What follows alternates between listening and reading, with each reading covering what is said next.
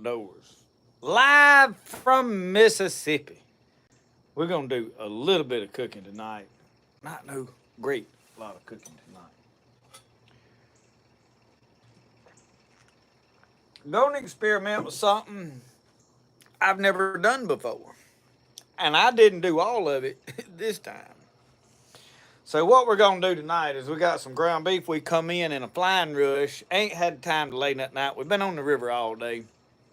Get home and ready to do live. I'm cleaning catfish. We unpacking everything. We didn't get home the way after dinner. So we've been running wide open and we're just going to do tacos. And this is something that we do when we in a rush anyway, because you can throw some meat in a skillet, on the Blackstone, on whatever. And usually we use flour tortillas that we bought from Walmart or the grocery store, Vowels or wherever, and use that to wrap them up in, and they're delicious. But corn tortillas is the staple. It's what you, but if you have corn tortillas, you have to make the corn tortillas. So Michelle is working on making the corn tortillas. So we bought the mix that you're supposed to buy. It has a recipe on the bag. I'll bring that out here in a little bit and show it to you. I ain't had time to get everything out here. But I'll show that to you here shortly. And we're going to try to make corn tortillas. So here we go, y'all. Stay tuned. When I get through with all this cooking and all that, it's hard for me to keep up with the comments while I am doing stuff. I will see a few and I'll respond to a few. But we'll talk all about the so-called vacation. We've been to the Tom Big River. For those of you that didn't know, all this week we have been on the river, catching catfish, camping in the camper, had a big time. But when I say so-called vacation, I worked it like a job. It's all I know. I can't help it. I go at everything wide open. But I had a ball. I had a good time. So, glad to be here tonight, back on YouTube, which we have been filming. I've got a lot of editing to do. Not sure yet if I'm going to get one long video or two short videos or what's going to happen.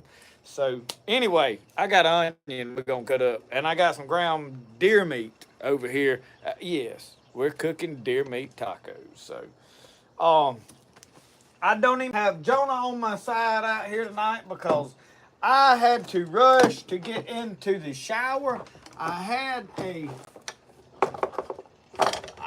got to go get a knife. I ain't, well, no, I ain't. I tell you what I'll do. I know what I'll do. I'll take my fishing knife and we'll cut this onion up with it. Come on. It'll do the job. I ain't never completely without a knife. Don't worry your pretty little head about it, not near a bit. So we got one of these presses to press the corn tortillas. You make a little ball, put it in there and press it. We'll see how it goes. It could be a flop because we're doing this live. It ain't nothing pre-scripted and planned and all well thought out. And, we pray because I told you, I've never made corn tortillas. But I believe I can follow some simple instructions on the back of a sack. And I think Michelle can too. So she's already mixed the stuff up. The kicker to that stuff is it said to let it rest for an hour. Well, we just made it 30 minutes ago. And rest ain't nowhere in none of our vocabulary around here. So it resting. I mean, it better pray if it's going to rest. I told somebody the other day, they said, you need to slow down and rest. I said, I'll rest when they put that toe tag on me. I got too much to get done between now and then. I know at some point I'll have to slow down, but you don't get nowhere sitting around doing nothing. I wish I could, but let's face it, I'm happy when I'm wide open at stuff, accomplishing things. I'm driven So I ain't complaining about it. I'd do it to me. Oh, I am happy though to be back on live because I enjoy doing it. It's probably the most relaxing thing I do and the most fun because I just sit down, talk, carry on, have a good time, and you know, we just let the loose end drag. And I don't know, I probably don't need but half of this onion if you want to know God's honest truth. 'Cause, I mean, I just eat yesterday. I probably ain't that hungry. Yeah, I ate yesterday. We fried fish yesterday is what we done.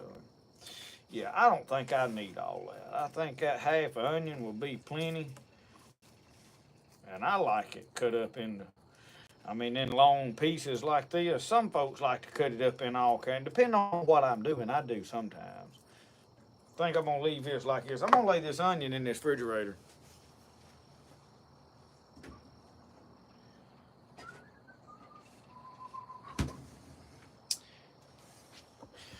All right, y'all, look around over here. So this meat is still partially frozen. I've had this getting hot for a little while, had it warm. Olive oil on the top. Olive oil on the top. Let's smear that olive oil around. I got gray stuck to my toe over here. Oh yeah, olive oil.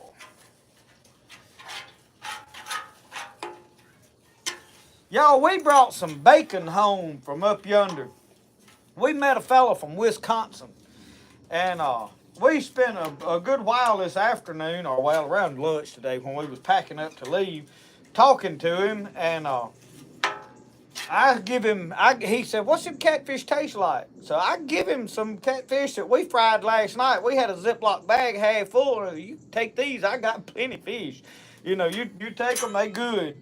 I said, now they ain't as good as they would have been last night, obviously. But he sent me home with some bacon that's from somewhere in some factory up there in Wisconsin. They make it all, smoke it and everything right there. He said it is very popular and well known. Some of you may know. But now this stuff, y'all, this stuff is a 1/4 inch thick bacon. I mean, this ain't no joke. This is some. So I'm looking forward to I probably ain't gonna have it with eggs and bacon. I'm thinking, wrap that around a Boston Bud or something. But we got this deer meat out earlier, and it was partially frozen, but it's thawed out. Michelle said, you're going to have to open that with your pocket knife. This is my seasoning that I bought I'm going to have to get my knife. But I bought it initially to mix up and make my eat them raw seasoning that I have made on here before at different times, which is basically just a blend of seasonings that I like. Eat them raw seasoning is not like a certain type of seasoning. It is an idea of seasoning, which is the way I do most everything.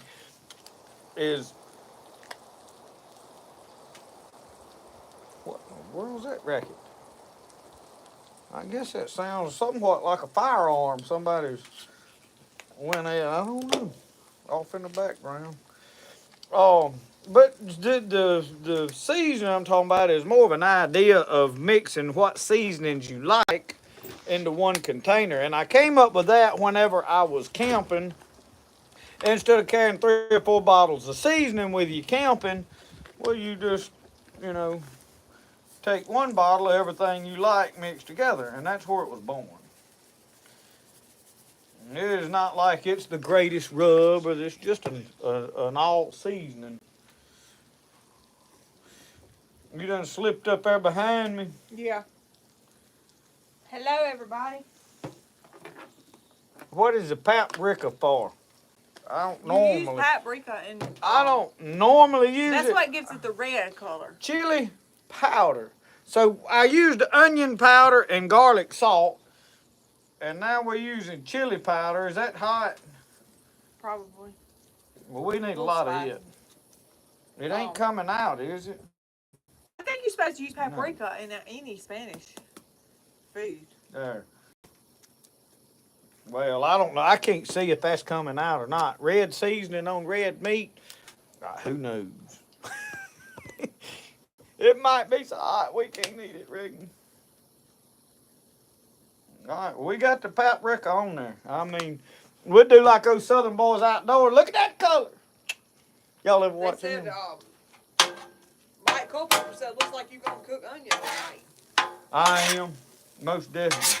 He puts a lot of onion, and then if he's using celery, he's going to put a lot of celery.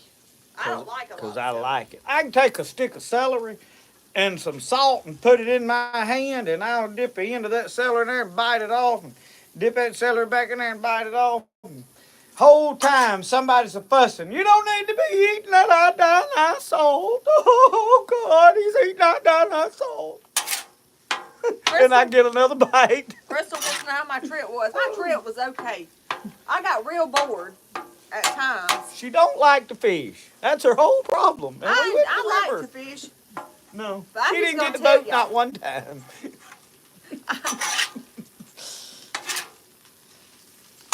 I like to be at home. Homebodies.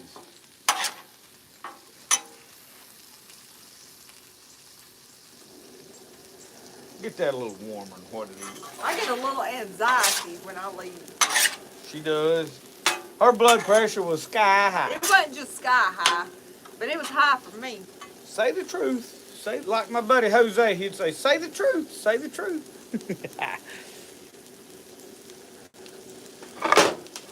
Because I know a lot of people that got higher than mine. Mine was really borderline. But I guess the pressure of packing everything up and getting up there but it was beautiful and I did enjoy it. I always hate to leave and come home because it's so pretty, but I had a blast. I worked myself to death, but I had a blast. I enjoyed every minute of it. I did not catch a lot of crappie. I caught one crappie, but it is because I was doing pretty good catfishing and I didn't want to stop and really just hunt crappie all day. I did finally find crappie. In fact, late yesterday afternoon, the crappie finally started biting because nobody was catching them the first couple of days. There wasn't no use in hunting them because you wouldn't know if they was there or not. I done talked to people with live scope. They said, we looking at fish. I know they right here. They not biting. They were pulling water off the river. I mean hard.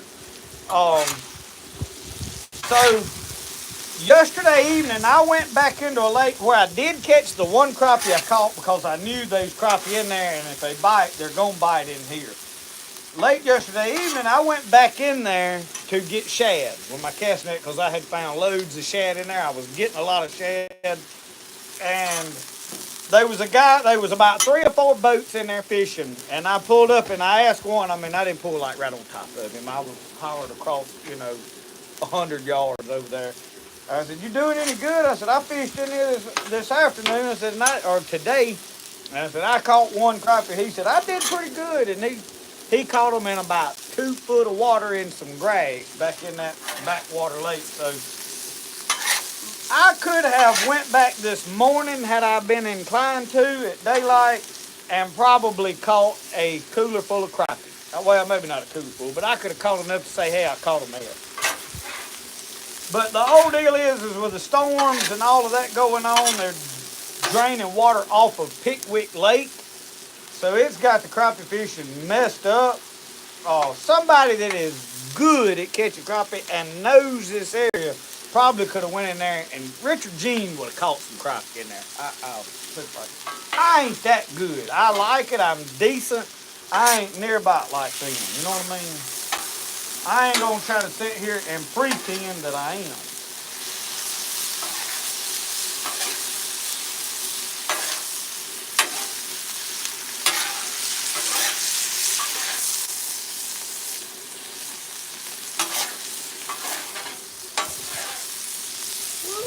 Y'all look at him. Look at him. Ooh. Come back now. Oh, we're starting to smell good. I'm starting to smell that seasoning.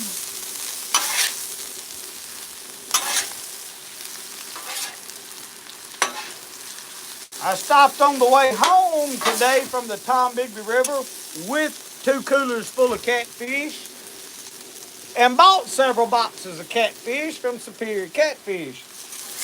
And went to see Miss Laura, and they fixed us up. Our church is doing a cooking tomorrow for the graveyard of benefit to help with the grounds upkeep of the graveyard. So we have got loads upon loads of catfish. Did you bring that sack out here so I can show some of them? We ain't in no hurry for it.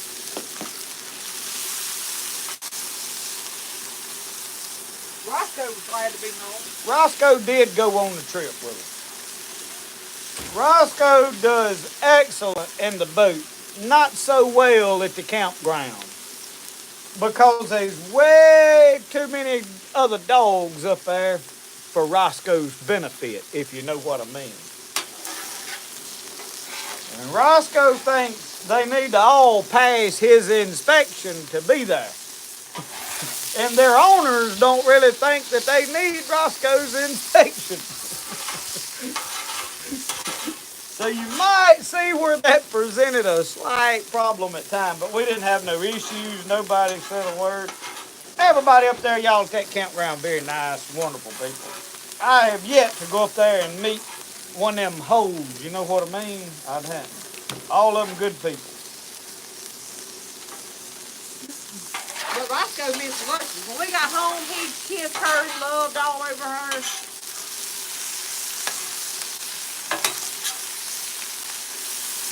I'm trying to get this dried off. All that fat and lard and whatever's coming out of this deer meat and ground meat. Because we got to get this dry to put them corn tortillas up on here. I'd rather have the corn tortillas, but like I said earlier, they got to be cooked. So this is the sack what we went by. This is what somebody messaged me and said, hey, use this. So if you're going to make it, this is what was recommended to me. Masa harina. I probably ain't saying that right. I don't pretend to know what I'm talking about. I'm just trying to read the bag in my southern accent. I better get a plate. Bob's Red Meal. And on the back, it has organic corn tortillas recipe. So if you need this recipe at the grocery store, you buy this bag. Voila, you get the recipe for a small, phenomenal fee.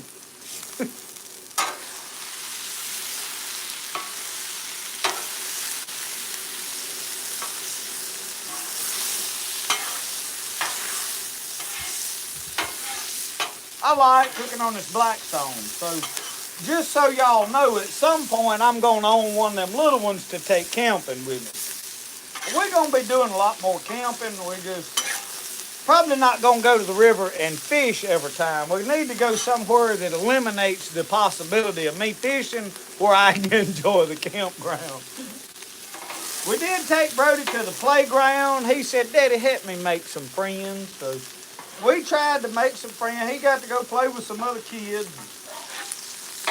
We found out that most of them kids up there was just like him, as shy as he was, except a few that already had like siblings and stuff. Roscoe had no trouble making friends. Not none.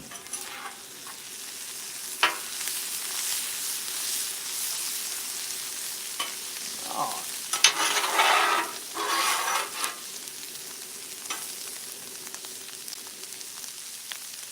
I turn mine up and down with the regulator under there instead of these knobs up here on the front. I don't be pranking with them. They don't.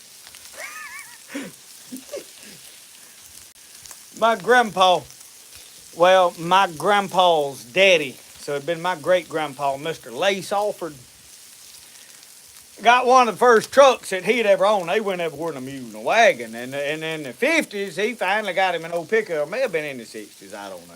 He finally got him an old pickup truck, and it was a 3-speed on the column. He'd fool around with it and get in one, and it'd go. And they said, man, you'd hear him come to, he'd learned where first gear was, basically. And he'd get it in first gear and get to going down the road, and they said, man, he'd have it to the floor, and it just going, wow! Said, you'd think he was running 100, and said he'd be coming up there about 15, 20 mile an hour. Said they'd tell us, said somebody stopped him one day and said, Mr. Lay, said, if you'd shift that thing on up in another gear, said it'd go do better. He said, oh, no, I don't prank with that. Did you put paprika in it? A little bit. I didn't put no whole lot. I need to put some more. Put a little more. Okay. Well, I didn't. Sometimes I get accused of over seasoning, and I ain't familiar with this paprika too good. I know lemon pepper and garlic A little more salt than that. Well, you don't and put- Tony Chachere's. Oh, I'll turn it pink if that's what you want. That's good.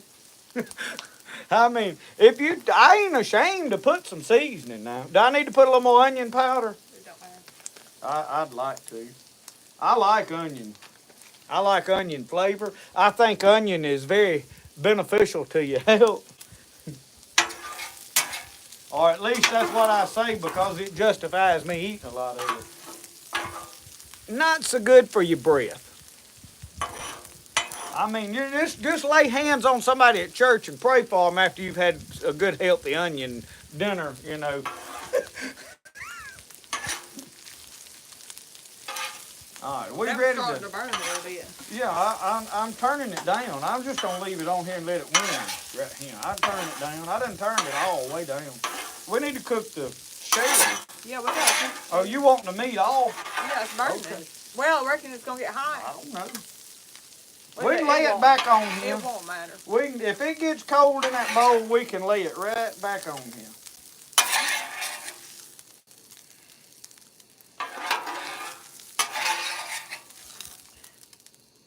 We not professionals, we just professionals. Y'all know what a professional is? That's somebody that just simply gets paid to do what they do, and it don't mean that they good at it. Show them what it looked like after you cooked it. What? See? Well, the way the light is out here, we're going to redo our light situation at some point. I'm not happy with it. But the problem is when I got time to work on something, I go fishing. Okay, Just now a curse I got. we gotta figure All out right, how to let's work turn y'all around and fool with this over here. I have never liked this thing. I'm just be honest with y'all. And I love it because I ain't never fooled He ain't with ever it. used it. I'd just rather have a rolling pin. After tonight, I might rather But have we're a doing rolling this for pin. him. Yeah, I wanted to use this. I sure did. Now it says, Make them about like a golf ball. well, it says a good 2-inch. How big is a 2-inch ball? I don't know. Just make one and let's see what it looks like. Look at how big it is and we'll know. We'll see. I don't know. I don't know.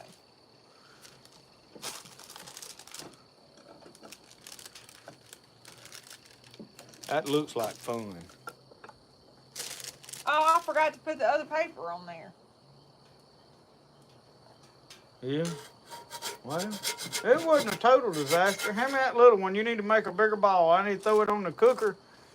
Hold on. Oh, you can squish it some more is what you were saying. Yeah. Okay. Maybe it'll be a little flatter. Let's see. That looks good. If it'll come off the paper. Woo, What? it's gonna come off the paper. Oh, we did good on that, y'all. Look at there. Man, we cooking with whole lard now. Let me throw this thing over here on. And you can do this with your flour tortillas and such too. We just throwing it on there like that.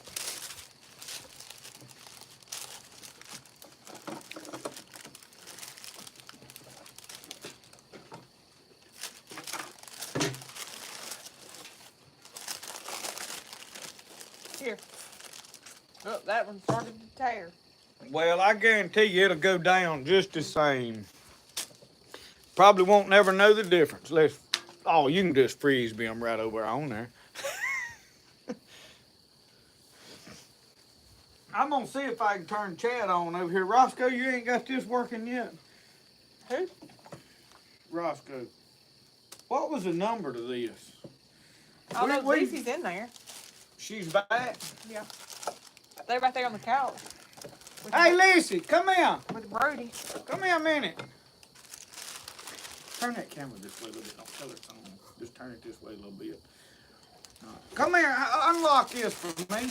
I've stole your iPad again. I don't know the number to get in it. Tell everybody, hey. I snuck you on camera. Y'all, I'm proud of my daughter. She's getting married before long. Get your fiance to come out here and say hi to them. They'd like to know what you're getting into. Zach. He may not want on camera, y'all. You gonna let them burn? Oh, He don't have to if he don't want to. he don't want to come meet y'all. Get on his tail, he might come next. He's a little shy.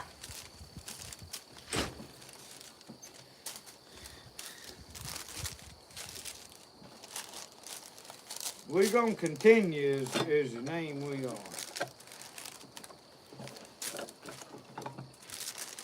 Hey, there, oh yeah, we got it pulled up.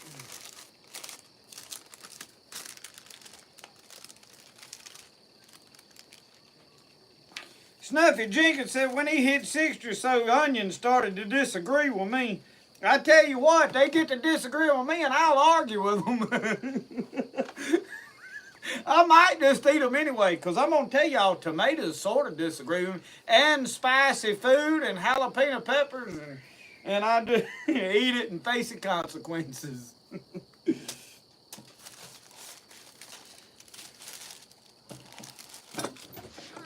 What? Hey, Brody, come here. Come here. Come. I need you to get up in this pulpit right here. And you need to tell them people about them catfishes you caught. You stand right there and you look at that camera and you start telling them about them catfish you caught. They want to know. Tell them what happened. We caught them. Hey, tell it good. We caught them at Tom Bigby. Yeah, well, tell them how you caught it. What happened? I mean, give us some details, brother. Tell them how big. Show them how big they was. One was 10 foot. 10 10 foot. One was 10. One was 16 pounds, wasn't it? Yeah. 16. Yeah. Yeah, and that's all I know. That's a Brody size one there, ain't it? Yeah. Yeah. Mama. That's all. That's all the dough. That's it. Mama. Boy, we gonna be skimping, ain't we? Mama, can you tell Lucy to give me the controller? Yeah, I'll go get on to her. Lissy won't let you have a controller. Well, that ain't even 6. I told Oh, Lord. We got regular flour tortillas. Yeah, well, you gonna have them. And I need my salsa. I'm hungry. I ain't ate all day long. Y'all, I really ain't. I ain't ate not one. Well, I come in and ate some chips and sauce earlier.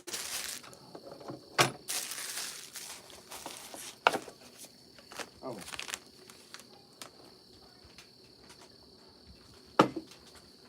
Let me sit down right here for. Ow!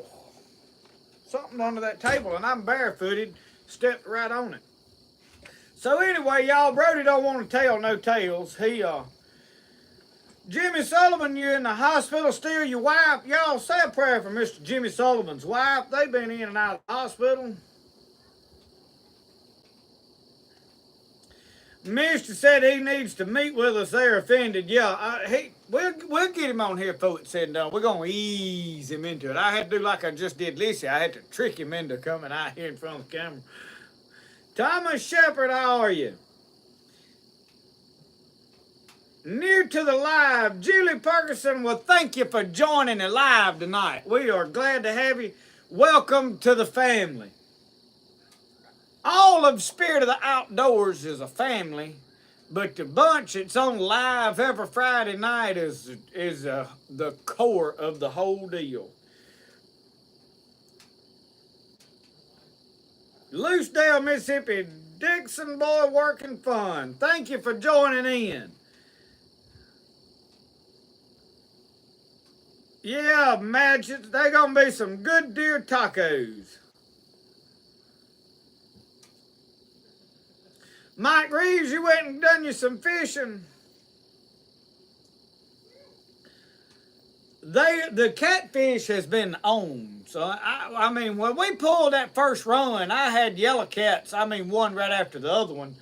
Now, once we started fishing with shad, I'd quit catching as many, and it's partly because we was losing a lot of bait. Them shad die quick, and you'll lose baits. But Jeff Claudel, how are you? We doing good, brother.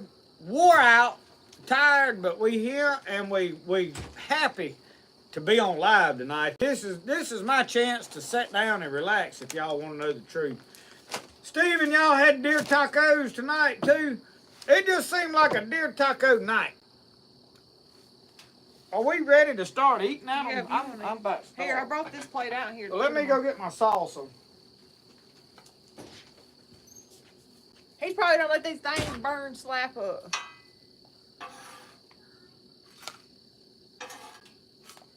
They'll probably crack when he goes to use them.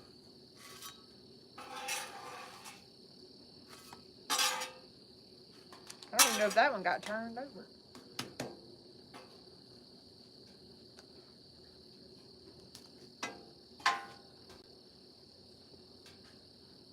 Oh, I'm not even on camera. We just left y'all. I was here, but I was on the other side.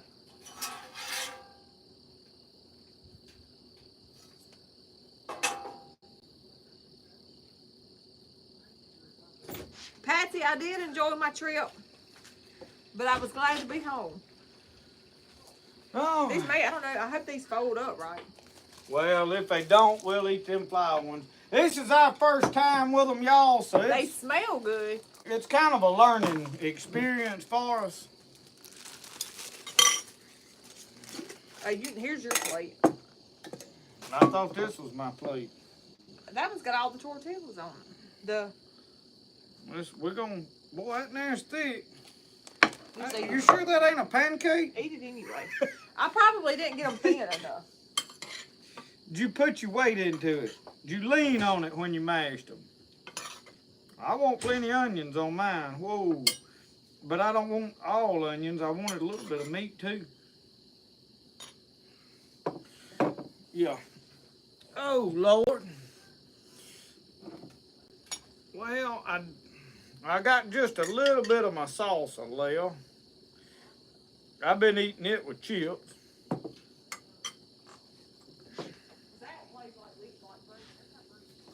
Alright, y'all. This is sort of what we wound up with. That is homemade salsa. All the salsa stuff is out of stuff that we grew.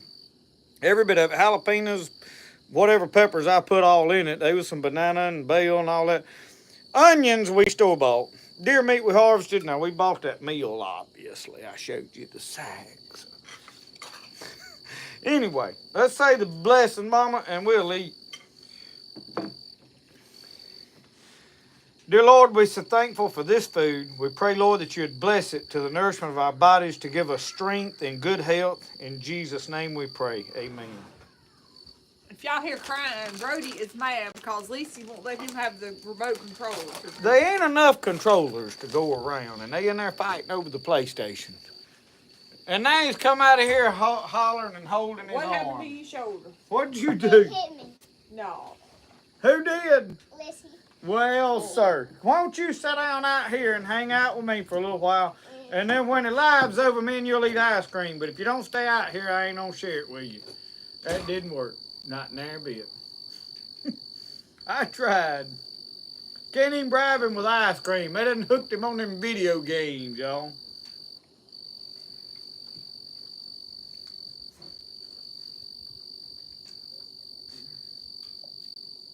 That's good.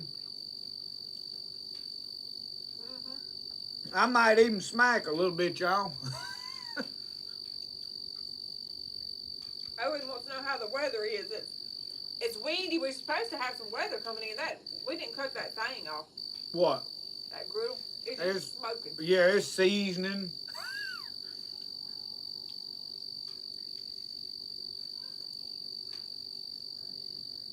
But it is windy. But the weather has been beautiful all week. I mean, excellent weather.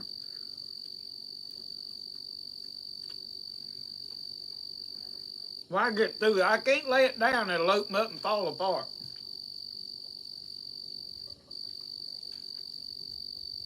A turkey sandwich sounds good too.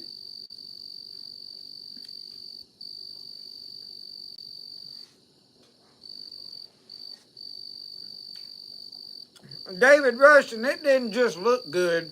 It was good.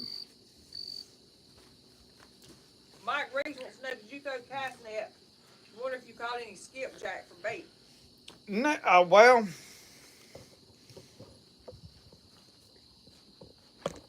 I'm going to pull y'all up here a little bit closer. Like this. Let me cut this blackstone off too. And I'll tell you a little bit about everything.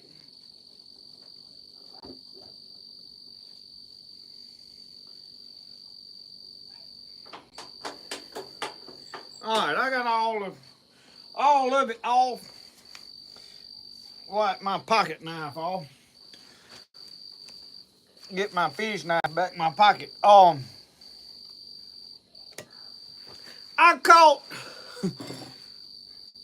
I went down to the dam and threw it over the wall, and about 6 inches out from that wall, you can get a few shad, a little more than anywhere else.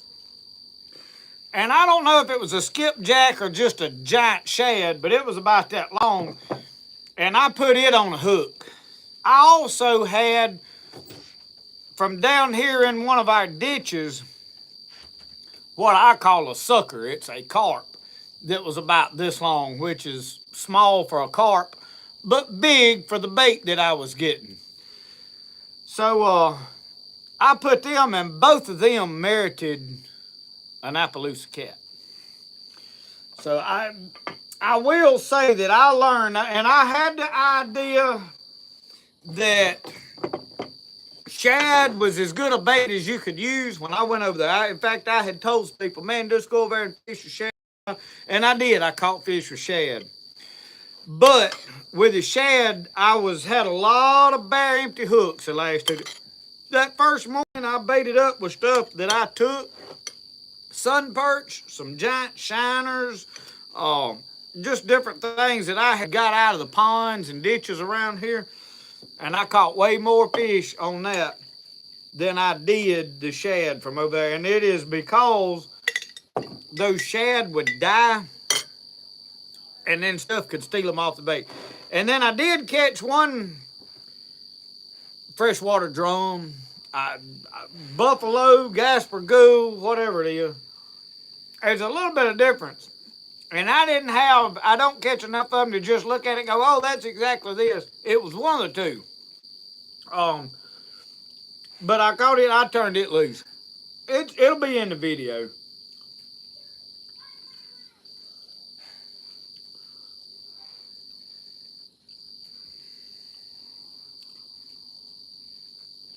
Mm-mm.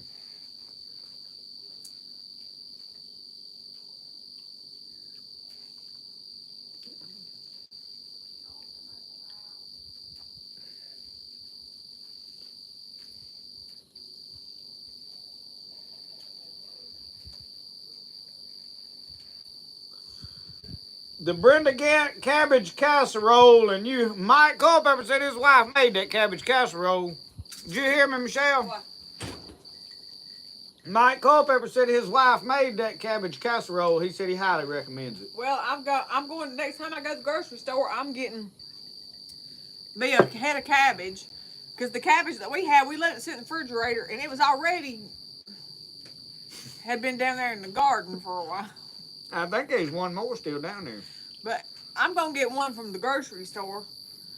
And that's my next thing that I want to make.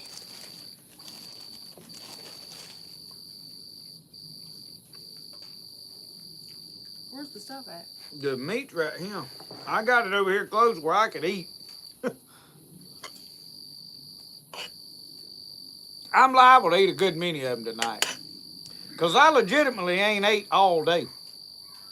I'm hungry. Not hungry, I'm hungry.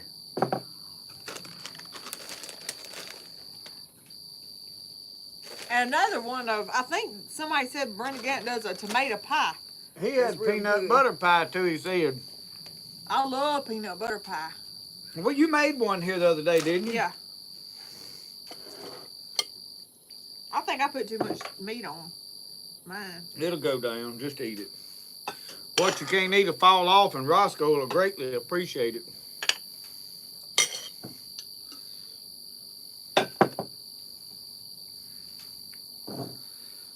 Oh, Lord. I gotta get up. I got half of my fish cleaned. I come in today, unpacked is what had to be unpacked. And then I went over there and I cleaned all the blue cat. I've still got a cooler half full, the big cooler half full of Appaloosas. And I got 4 or 5 froze bottles of water on them, and I put a bag of ice on them. So I'm afraid it's probably gonna be Sunday before I get to them. I don't like to leave fish that long just on ice uncleaned, but y'all ain't got no option. We got all that graveyard cooking stuff to go on tomorrow. Jeff, I hadn't got to make the cake. We had too much going on and I wasn't able to last week. My sister from Texas was here and we were just busy doing stuff all week.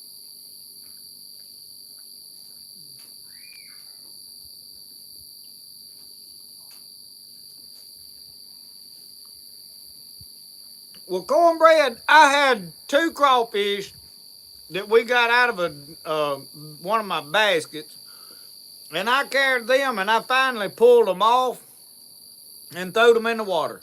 I don't know what that is. Hmm. Big old bugs. I'm gonna go inside. June bugs done showed up. It ain't even June.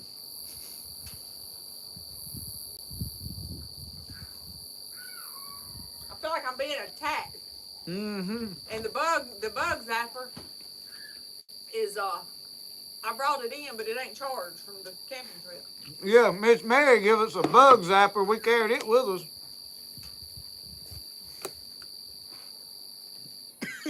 I'm eating them too fast. You maybe eating more than taco. Eating what? More than taco. All these bugs out Yeah, there. it'd be ice protein. Long as it ain't a fly. I can't stand a fly. I'm gonna have to go in here and manage what's going on. Oh, I hear some hollering and carrying on in there.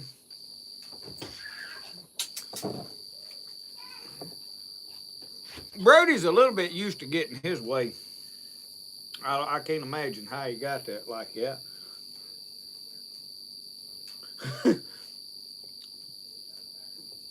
Kill that cricket, he ain't even paused. If you could sing like him, you'd give him a close run for his money though. Now I guarantee you.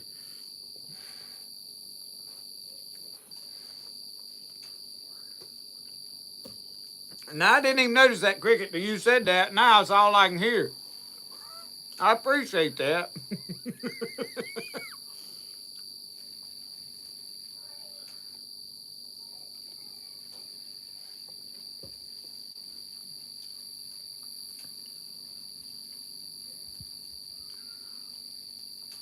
Keith Bingman, that refrigerator worked excellent. That we should have done that last year when I was originally working on the camper. But I didn't. I kept thinking that I'd fix that one. I just really felt like that I'd find a YouTube video that'd tell me just how to fix that one. No. And then after I got it all out and had done destroyed it, somebody said, if you'll turn it upside down and burp it, it'll go to working. But I don't think it would. I think something in it was shorted out because it was, when it was plugged up, the breaker and the lights in the camper wouldn't work right. You unplug it, and then everything would work right. So I think it had some more serious situation stuff going on with it. At least that's what I'm telling myself. But I might could have got somebody to fix it. It'd probably cost me more than $250 is what the new one was. And I'd have still had an old refrigerator. And you know, sometimes old stuff's better, but except for when it don't work. When it don't work, it ain't better.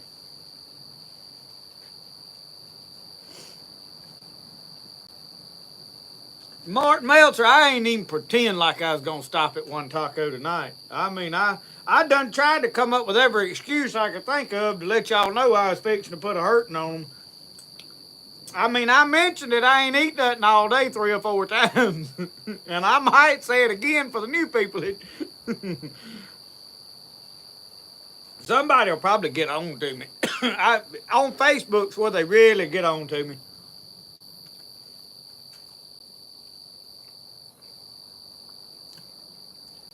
I got scolded today for toting one of them canned Mountain Dews around. But I knew that was coming. I figured it was going to be because it was a soft drink. No, it was because it was an aluminum can.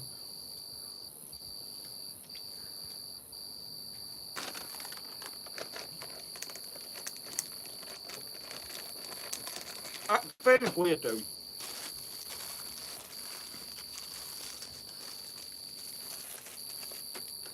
Mm-hmm. You done? Crab fruit.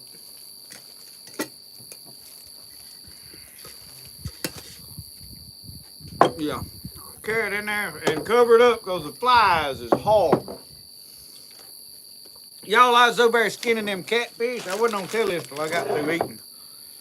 And man, there's so many flies got in there while I was cleaning catfish. Fortunately, they wasn't landing on the meat I was cutting up. But I had a bucket in there, a big old tub that I do my deer guts and all in. And I was throwing all the catfish parts in there. Man, they had that wrapped up. So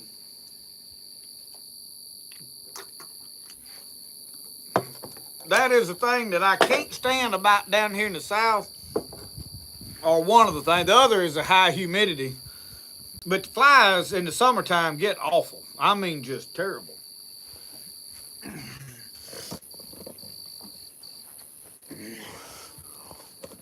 Let me get in this refrigerator. I don't know where we come up with this Milo's tea, but if you don't drink it pretty swiftly, it'll get hard on you. I mean, you'll be like, you know, Barney Fife was on that cider he was drinking. Y'all probably don't like Andy Griffith like I do. I can about tell you what happened in every episode. You sitting out here with me? For a little bit, and then I'm gonna go in. Mama's tired. Well, you ain't the only one tired, but this is the only way I can relax is out here. All right.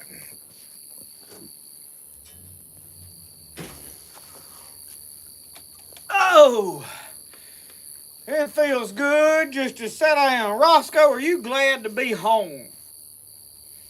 He's had to be shut up in the camper. Now, he done good riding in the boat except for when I was crappie fishing. Because we was doing a lot of just sitting in the sun. I was trying to get under shade trees and stuff as much as I could. But, I mean, you got to fish where you want to fish, you know.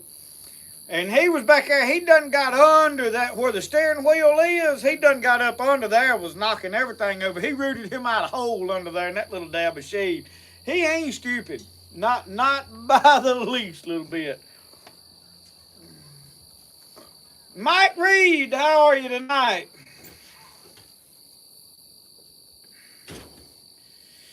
John Culpepper, that Milo's tea's good tea. That's usually what we buy. Now, I like the Red Diamond tea too. So when we having events like at the church and such as that, that's what we buy. And I think that's where that come from. Y'all did a eating the other day, didn't you? And you had that gallon left. Yes, Milo's. Yeah. It's good, but the thing is, if you don't drink it pretty quick, it don't sit in a refrigerator for a week. It can't handle it. Fresh tortillas was good. We've probably got a little bit of improvement as far as the structure and the size and all that, but now as far as flavor, they was excellent. So all we did was followed the recipe on the back of that bag, and I think that is key. Patsy Sloan said she watches Andy Griffith every day. Big Buck Gutter said he ain't never seen nobody eating chitlins like I did. You got chitlin eaters, and then you got chitlin eaters. And when I'm hungry, I'm a chitlin eater now. I thought I got a bug. Well, just spit it out. I did. Don't swallow it. And if you do, don't tell us about it. We don't need them gory details. They liable to demonetize us. You start talking about eating bugs and whatnot. Oh Lord.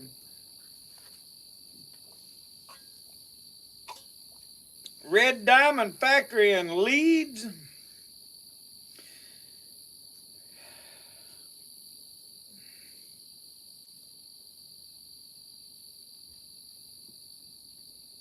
Rosie Gaston said you sound like Jerry Clower. Jerry Clower. I'm going to tell y'all, I love me some Jerry Clower.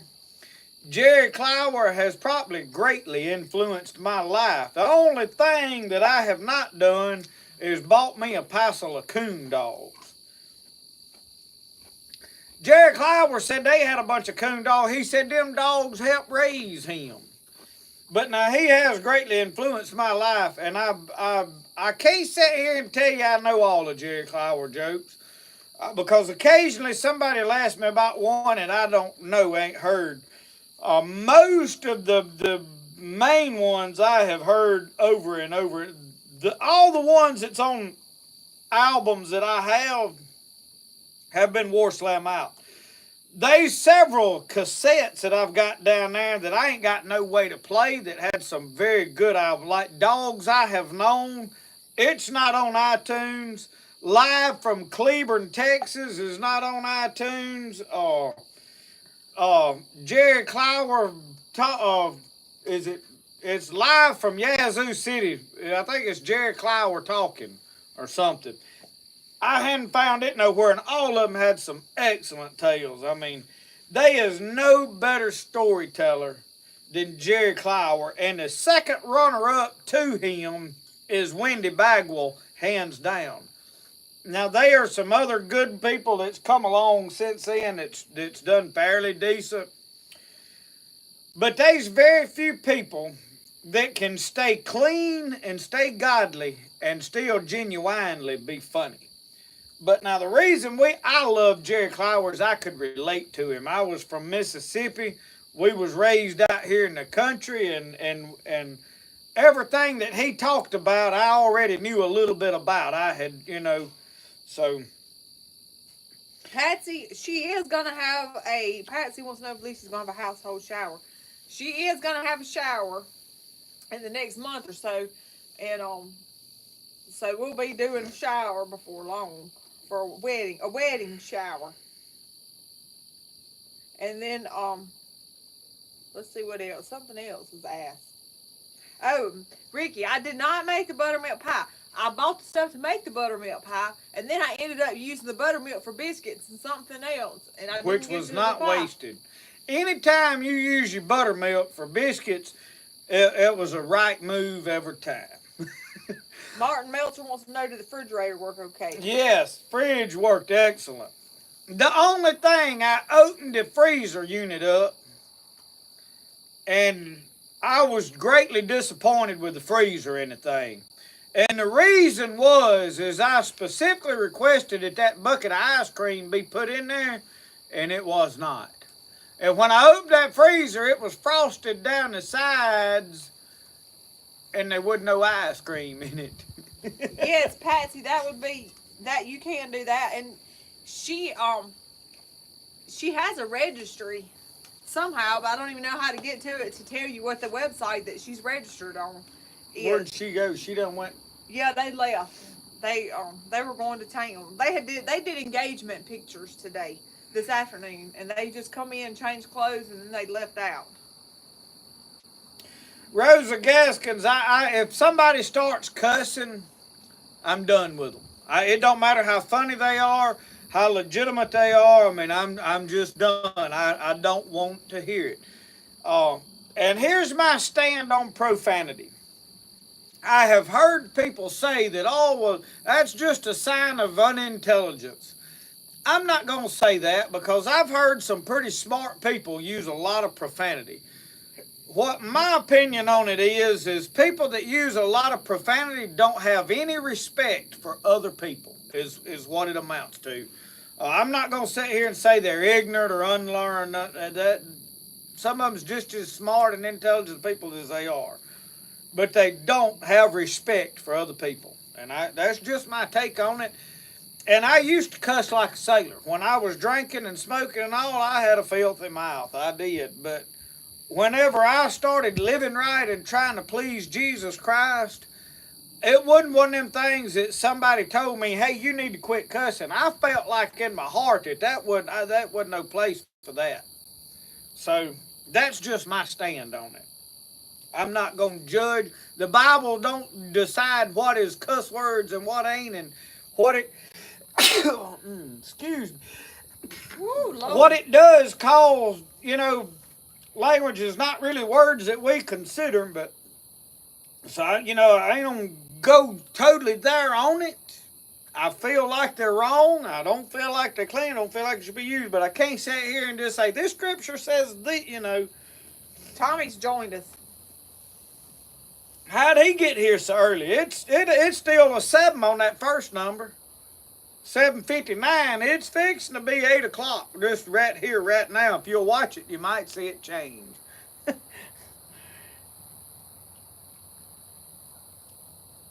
Let's see. We missed some comments on up. Oh yeah, I'm sure I have missed a pile of them. Michelle, did you get mad about the rooster liver? What rooster liver? I had some rooster liver for bait. I did put it. I need to get it back in the freezer. What's so rooster liver? From the bait shop. It is liver out of old roosters. It's tough. Yeah. No, I didn't get mad about it because I didn't even see it. She didn't know doodling about it. I put it in the freezer. Whenever you let me just tell you, I did notice that, and somebody at my mother-in-law noticed it, and she said she couldn't believe he stuck that liver in there right off the bat in that clean freezer. Well, the bucket was clean. I didn't open it and pour it out in there, It was sealed up airtight.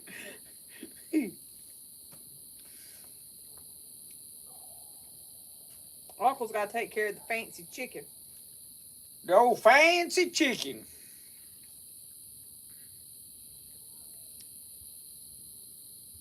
Rosa, that's kind of the way I always was taught. Especially when us men was talking filthy when I was drinking and not living right. Usually if there was women around, we tried not to talk like that, except for certain ones. There's some of them that cussed as bad as we did, but usually you didn't talk like that around women. Yeah, me and Justin, Darlene and me and Justin tried to watch a movie here not too long ago. It was one everybody kept talking about on Netflix. And we cut it on, and it was so much language at the very beginning of it, you couldn't even watch it, so we just cut it off. And when they start that GD, I'm really done with it. What was the name of that movie? That was the one about, what's his name? The J.D. Vance. J.D. Vance movie, whatever it is. The Hillbilly Elegy. We tried to watch it, but the talking, it was so ugly. We got about 15 minutes of the way through it, and I said, this is why I don't watch TV right now. I watch a lot of YouTube. I watch old shows that I like. And if the movies that I do like, older movies, I'll watch them over and over and over. And some people say, I don't know how you keep watching the same stuff. And I said, it's because I like it. I watched Jeremiah Johnson 500 times. But, we watch a lot of old shows now. But I'm bad occasionally to find movies. We got a bunch of DVDs. and I'll put some of them in occasionally. I'm on and watch them. My deal is I like something on when I go to bed that I don't like. YouTube, I've got to fool with. You know, every time this video goes off, I got to hunt another one. When if I put me a movie or a show on, it'll just play over and over, and I don't have to worry about it. And it'll do the next episode, or either the movie's long enough. I'll be asleep long before it ever goes off.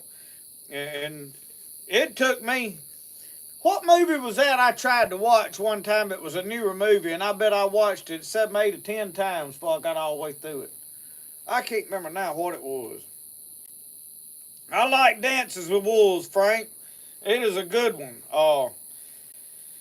The Mountain Man, though, has a lot of cussing in it. I have to work hard to get through the first part of that movie. It is an excellent movie, but it's got a lot of GD in it. Same way with Tombstone. I love Tombstone. I don't watch it no more because of the profanity. I can watch Jeremiah Johnson over and over and over. There ain't nothing bad about it. A lot of Clint Eastwoods I watched, but now for some reason I hadn't been on a Clint Eastwood kick. I guess I wore them out at some point. I like to watch Lonesome Dove. I like Sam Elliott movies. Sam Elliott's got good westerns. We watched McClintock till we wore it slim out. Brody liked it. Brody watched it over and over, and all of a sudden he got on the kick where he don't want to watch it no more. So we hadn't watched it in a while.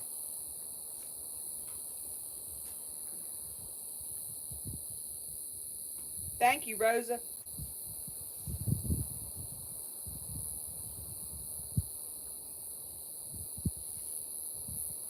And I like Little House on the Prairie. I hadn't watched it in a long time, Toby. Jeff, I bought the whole season of Dukes of Hazzard and was watching them, make good, clean, excellent shows. And the DVDs, I bought them on eBay. And none of them, you can play about the first episode off of every DVD, and then they start skipping through. And I don't know, they brand new. I tore the plastic off the box when I opened them. So I don't know what to do with them. I give like $40 for the whole 7 seasons. And I was going to watch them, and I hadn't. Ooh, you're wet. I like Green Acres, and I like, there's several old shows I watch. I like Beverly Hillbillies, but now I can only deal with a little bit. Something about the way old Jethro Bodine acts is just a little past being funny to me. It's just a little too silly, and it feels a little too put on. So on Beverly Hillbillies, Jethro, he just, it's a little past reality. He's been off rambling because he's come back. He's come back muddy. Muddy. He's had to go visit all his old friends that he's missed for the last 3 days. You ain't coming up here with him, mud. Yeah. He's got muddy paws. Been through the cow pasture. North and South. I've watched North and South. I've actually got the North and South, the whole series of them DVDs. Secondhand Lines is an excellent movie, Crystal.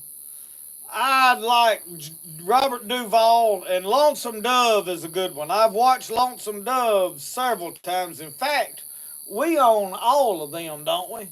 What? Well, we got Lonesome Dove and Return to Lonesome Dove, and then there's The Desperate Trail. There's one where it goes back in time at different characters, but it's the same storyline. And I've watched all of them, but now the first Lonesome Dove is by far the best one. Because the second one, it didn't have Robert Duvall in it. It wasn't near as good. He made the show. We can't watch Where the Red Fern Grows, David, because she is an animal lover. And if a dog dies, she's done with it. You can kill every person in the movie, and she's all right with that. But you let them kill a dog, and she's done. Ain't never watching it again. I won't watch Old Yeller. We won't watch Where the Red Fern Grows. Poor Brody, he'll never get to watch them. And we won't watch the dinosaur movie. What's the dinosaur movie? Fern Gully. No, that's not a dinosaur movie. I thought that was the old Turn- Land Beyond. Land Before Time. Yeah. We won't watch Land Before Time. Anything where the animals die, I ain't watching it. At school, they used to play them movies at school when we was in elementary, and I'd put my head on my desk and sleep through them every time they put one on. I said, I ain't watching that. I ain't gonna sit there and cry in front of everybody. Robert, I never got into Yellowstone. Now Michelle watched it. I never got into It Yellowstone. had some foul language in it. I watched 1 or 2 episodes, and I don't know. It didn't do it for me. I've never heard of the yearling.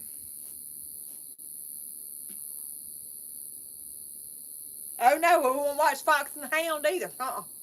I liked No, the Fox and the Hound. That was a good one. but Brody yeah. ain't never watched the Fox and the Hound. He ain't never watched any of them movies because they all sad.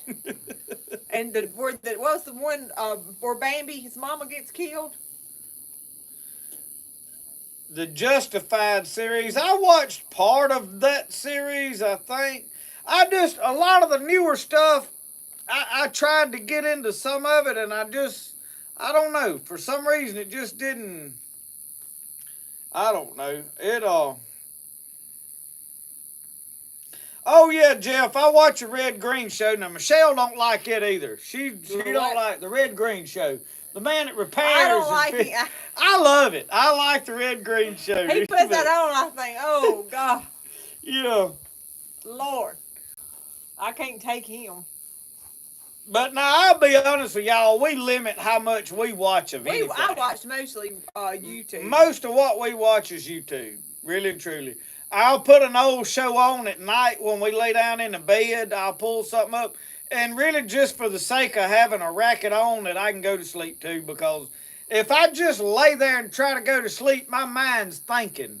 But if I put something on that sucks my mind into it, I'll drift off and won't realize it. So it's really more about that than it is me wanting to watch a show. Big Buck Getter said I read Old Yeller in 4th grade. Made me so sad I never read another book. I would be the same way.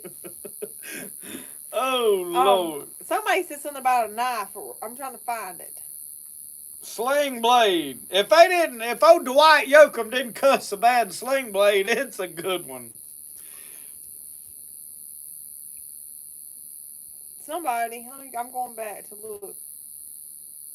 What are you talking about? Oh, Greg said Justin and I have been tore up from the floor up. His knife.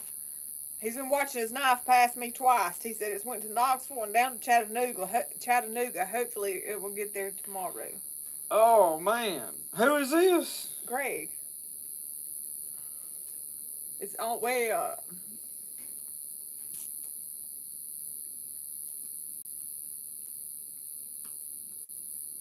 We could have hauled it up there faster than that. Sometimes stuff gets like that. We have good luck here out of the United States Postal Service. We have good luck out of UPS. Now, if something finds its way onto a FedEx truck, you can hang it up here. Now, other parts of the country, I have people say, man, FedEx is awesome here. It is the best thing we got. So it has to do with where you at, I think. Here, we've got good post workers. Now, the problem we had when they were doing these upgrades and stuff to the Postal Service, I don't know what they're doing, but the main hubs, they were upgrading stuff in there, I heard.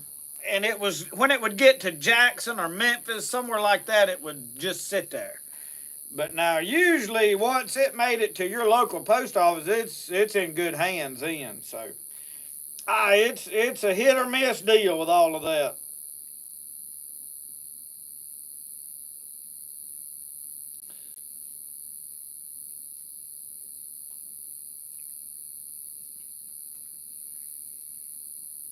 Let's see.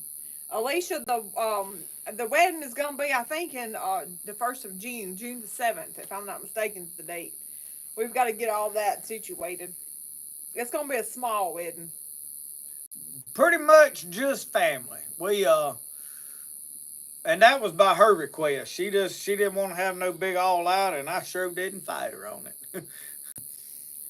We got Somebody to, asked we if got to we- buy a dress. That's Yeah. what we're holding out for right now. We Somebody gotta, asked if we watched Charlotte's Way Up. No, we don't watch it because yes, I think we did. I don't- Brody, I don't like I it. pulled it up and let Brody be introduced to Charlotte's Web. it's sad too. It wasn't that sad. She dies at the end, don't she? The pig, Did Charlotte, the spider. the spider does, yeah. Them movies just get me. What was your total count on of catfish? You know, I ain't count them.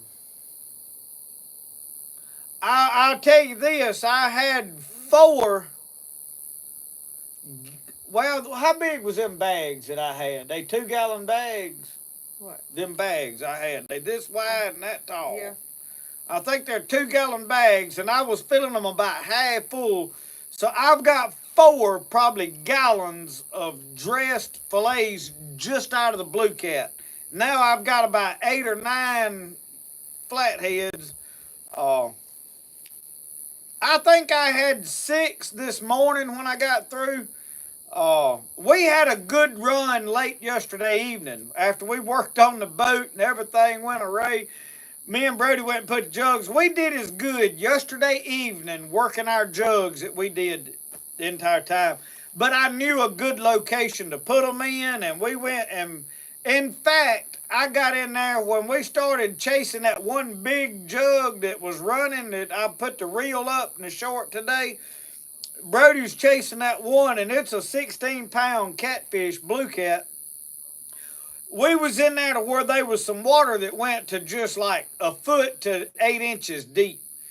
And you could literally see them catfish running in there, leaving a wake behind them. And I could have gotten the edge of that and thrown noodles in there and probably just absolutely hammered big fish. But now, I've gathered a lot of information, but now it's probably going to be a while before I go back up there chasing catfish because we got more catfish than we can shake a stick at. I think right now I'm going to go geared hard on crappie fishing while it's crappie time. And that's all I'm going to fool with for the next little while. And then I'm going to go wide open into grinnell fishing and hand pole fishing catfish. I want fish on poles. Cornbread says he's got a grandson named Henry, and he want to tell us hello and tell Brody. We'll tell Brody he said hey. Well, hey, Henry. Hey, Henry. Thank you for watching. Brody is in there. They have taught Brody how to play Minecraft. I didn't. His sister did, and we've ruined him. He's hooked on that. But he's worked himself the last 4 days running catfish and stuff. Local Life Outdoors. I was telling somebody the other day about you and them boats that you've got. Me and somebody was talking about boats, and I one of these days I'm gonna own me one of them little canoes, kayaks, whatever you call it. I think them's the dandiest little thing. Y'all have to go check out Local Life Outdoors. When he's fishing, it's like a canoe, but it's got a trolling motor, and it's got a live well right there between your knees, and it's just set up very well. One of these days, I'm going to get rich enough and buy me one to go with all my other collection of boats. But my reason is I got too much other stuff I want right now, so I'm going to have to wait till I get rich to buy me one. I really want me a center console big boat. Jeff wants to know about the Superior Catfish, how much a box costs. Basically $100 for I think it's a 20-pound box. You can go on their website. It's www.superiorcatfish, if I'm not mistaken. You can order catfish and they will ship them. I'll tell you how to find out definitely right now. Miss Brenda Gant put a video out this morning on Superior Catfish and was frying some of their catfish. They got a lot of different sizes, stuff you can get. They sell the batter bowls, that you shake that I use out here a lot. Well, when I went in there today, they had a shelf full of them.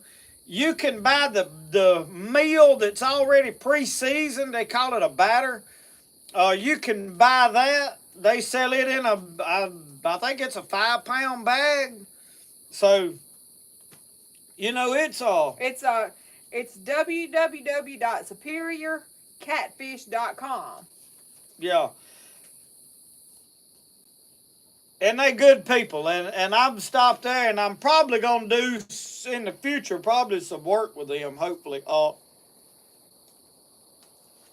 know we're gonna cook catfish tomorrow at the church, and cook some of those that I bought up there today, and I'm gonna do a video and tag them in it and stuff. Every time we've cooked them big long catfish fillets at the cabin over there that you filmed, they've been Superior catfish. Yeah, we've bought Superior catfish a lot. Anytime we was having a big catfish cooking that we was eating stuff. Now a lot of times we cook at the cabin, we're cooking fish that I caught, crappie or this, that, the other, but when we buy catfish, it's always boxes of Superior because my dad just keeps a box over there usually. Julius, you can Julius McKinney, he's mentioned a Jonah knife. Tell him where he can send you an email at. Who? What? Julius McKinney. He's posted several times about the Jonah knife. Email me at justinpeden@gmail.com. Or either if you got Facebook, get on the Spirit of the Outdoors and message me on Facebook. Now, I have not checked messages for the last 3 days. I went through everything Sunday night or sometime. I had gotten behind on my messages. I've had so much going on the last 2 weeks. And then this past week, they was limited service up there where we was at. In fact, the reels and stuff I uploaded, I had to be in certain areas to upload a little short video. So I hadn't checked anything, and then after we got home today, I've been running wide open, cleaning fish and doing all that stuff, unpacking, and I've yet to check messages for the last 3 or 4 days. So if you've messaged me on there, that's why I hadn't responded to it. Thank you, Doris. Randy Allen said a 15-pound box of catfish fillets is a $126. And y'all, a 15-pound box of filleted catfish is a lot of fish. It'll feed a bunch of people. So, you think that is high, but for the amount of, this is fillets ready to fry. I mean, all you got to do is thaw them out and meal them and put them in hot grease. John Thomas said his wife just brought him a bowl of ice cream. I'm going to have me a bowl here shortly. I didn't carry the ice cream. Okay, so he mentioned me carrying the bucket of ice cream with us, but the freezer, I just didn't think it would fit in the freezer. So we get up there and I think the first night he's like, "Did you bring that ice cream?" I said, "No, I didn't." But we had ice cream sandwiches.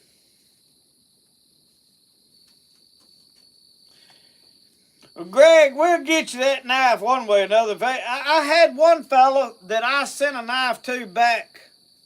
Lord, it was back before. Well, it was right at the first of the year. I think I shipped it out the day or two. I shipped it out between Christmas and New Year's. And it never got there. I mean, we sat there for a couple of weeks watching it, and I said, well, I must have not have shipped it. Maybe I made this knife, and I was going to send it to him, and it was a regular sycamore handled replica of what I carry. And I thought, well, I make a lot of them like that, so I said, maybe I was making this and thought I was going to send it to him and realized it was for somebody, maybe I didn't send it. Well, I was inquiring about it at the post office one day when I was shipping one, when I remade the knife and resent it. I just, I eat that because we're going to get you your knife one way or the other if I have to make 2 of them. So I made this knife over and was sending it. And the lady at the post office, she said, I remember you sending it to this address. She said, because this address stood out to me. And what we think happened is it got typed in maybe I didn't write real clear. And she typed the wrong zip code. Because one of the zip numbers that she thought could have been mistaken for something else would have had the same 2 first letters, so the system wouldn't have caught it. And she said when it got there, it would just be sitting at that post office. She said it might get returned, but I ain't never seen or heard nothing out of it, so I don't know what happened. They said let me see. Okay, Cornbread said that Bluebell ice cream makes a coffee ice cream, and it's good. Roscoe, he's gonna run off again. He done RUNNOFT. Uncle Sasquatch says, mark your calendars. April the 1st is the fancy white chicken's birthday. How old will she be? Or he be?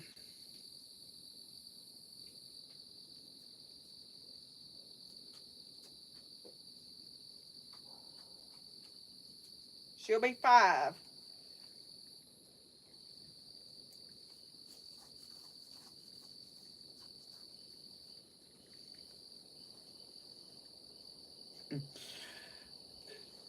Oh, Jake, he was wanting some jerky the other day when Uncle Sasquatch was filming something.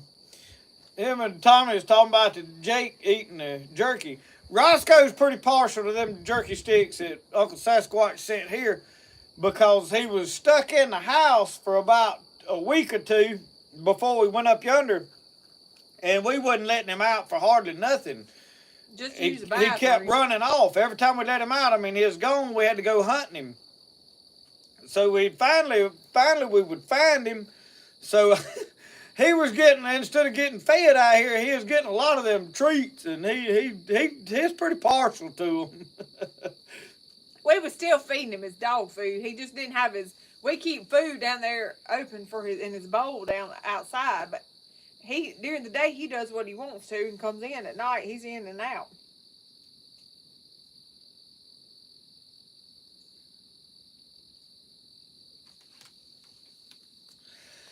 Ways yesterday when I was catching crappie, or when I caught the one crappie I caught, I fished with minnows everywhere, and I finally threw the minnows down, and I was jigging, and I caught a jig on it. It was a white body, them low butcher baits with a pink head is what I caught on.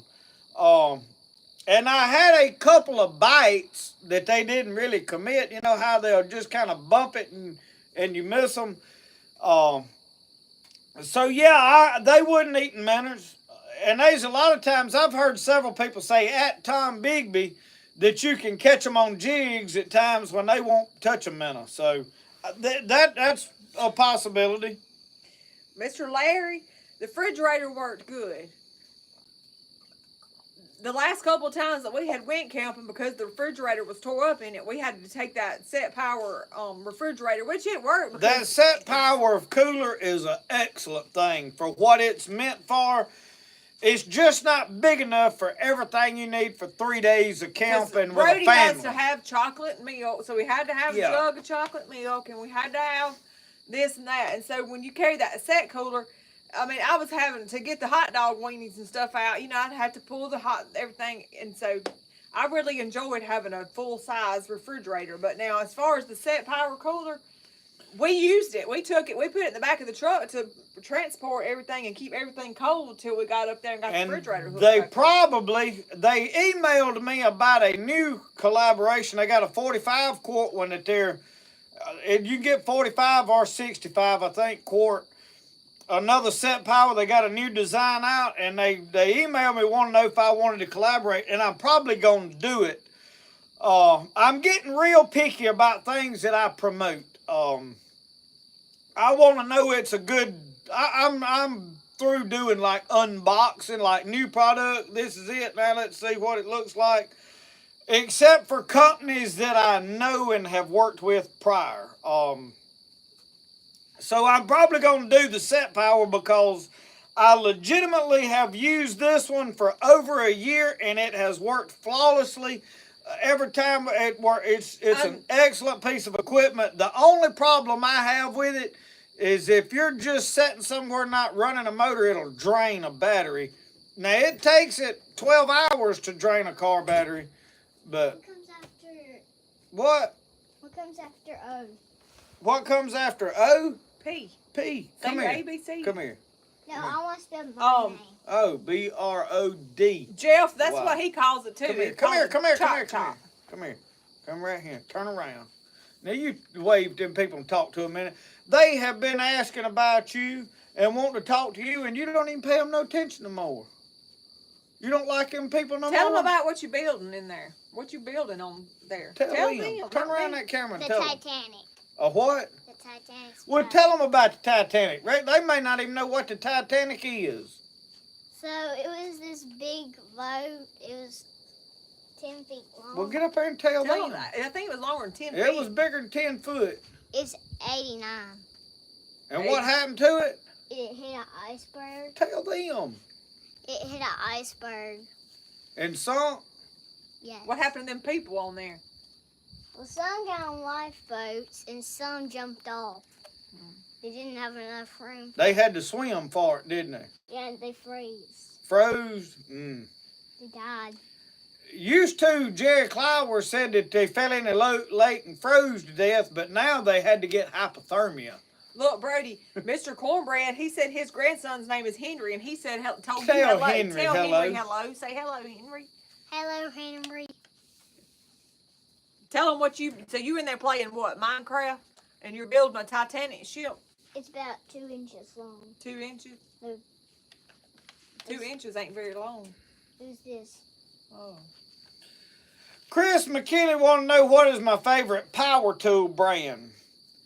When I did metal roofing, I started out using DeWalt stuff that we bought at Lowe's, and for 10 years I worked with and a DeWalt drill would last me about a year.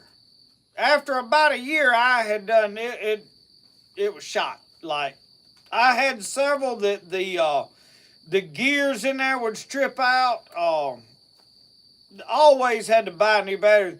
So when I went to Milwaukee, the Milwaukee that I bought about,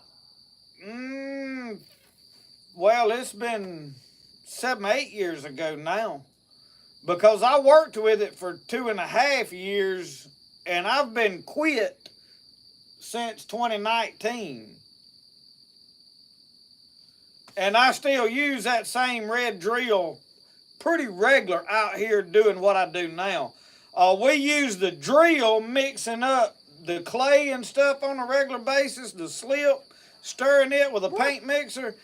And then I'm steadily using the drill out here. I've worked on all these buildings, walling up, adding on. And for durability and long lasting, I'm a fan of Milwaukee. And I always was a fan, even back when I was doing mechanic work, anything that had a cord on it, I wanted Milwaukee.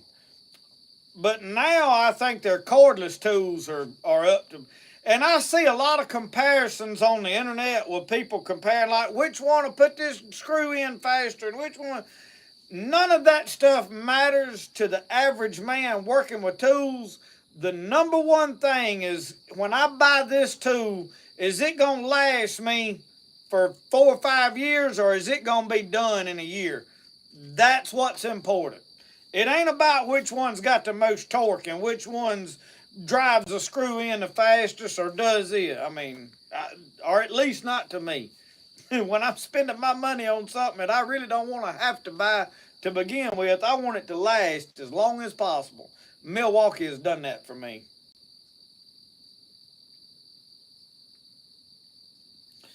Jenny Bear, we have thought about trying to start Brody his own YouTube channel and but the problem is I don't have time to film his stuff and edit it for him and put it on YouTube and run it and do everything that I'm doing too. So but I very much would like to start him a Brody's Kids YouTube channel and just let it be him growing up through life doing whatever he likes to do. But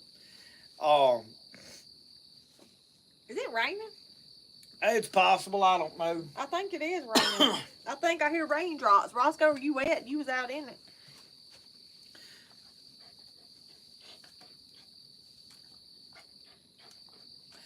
Yeah, Tommy, I hadn't seen that YouTube channel, but it ain't just, hey, I bought this one drill and it's lasted forever. I know of a lot of different people that's got Milwaukee stuff that has lasted. It's like Honda. I had somebody ask me recently about, okay, after you've had the Honda Pioneer, what is your thoughts on it? And my honest thing is, there is some things about the Polaris Ranger that I liked better. I liked the one latch in the tailgate that lets the tailgate down. I liked that better. Um, the Polaris is smoother as far as driving, starting off, stopping. It rode smooth. It had a dash on it. For whatever reason, I liked setting my coffee up on that dash. And now I don't have any of that.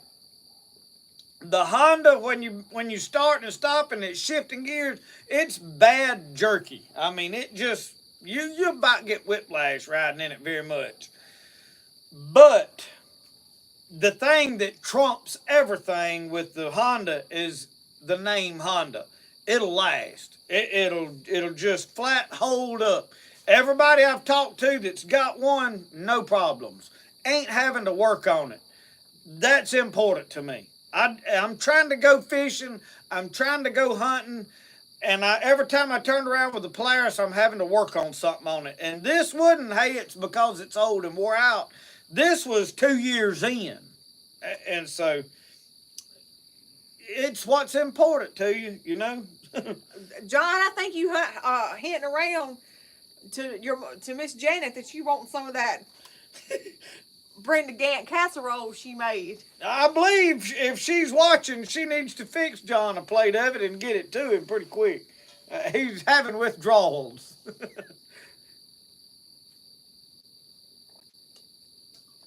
I am having ice cream withdrawals. How long's it been since I've had any ice cream?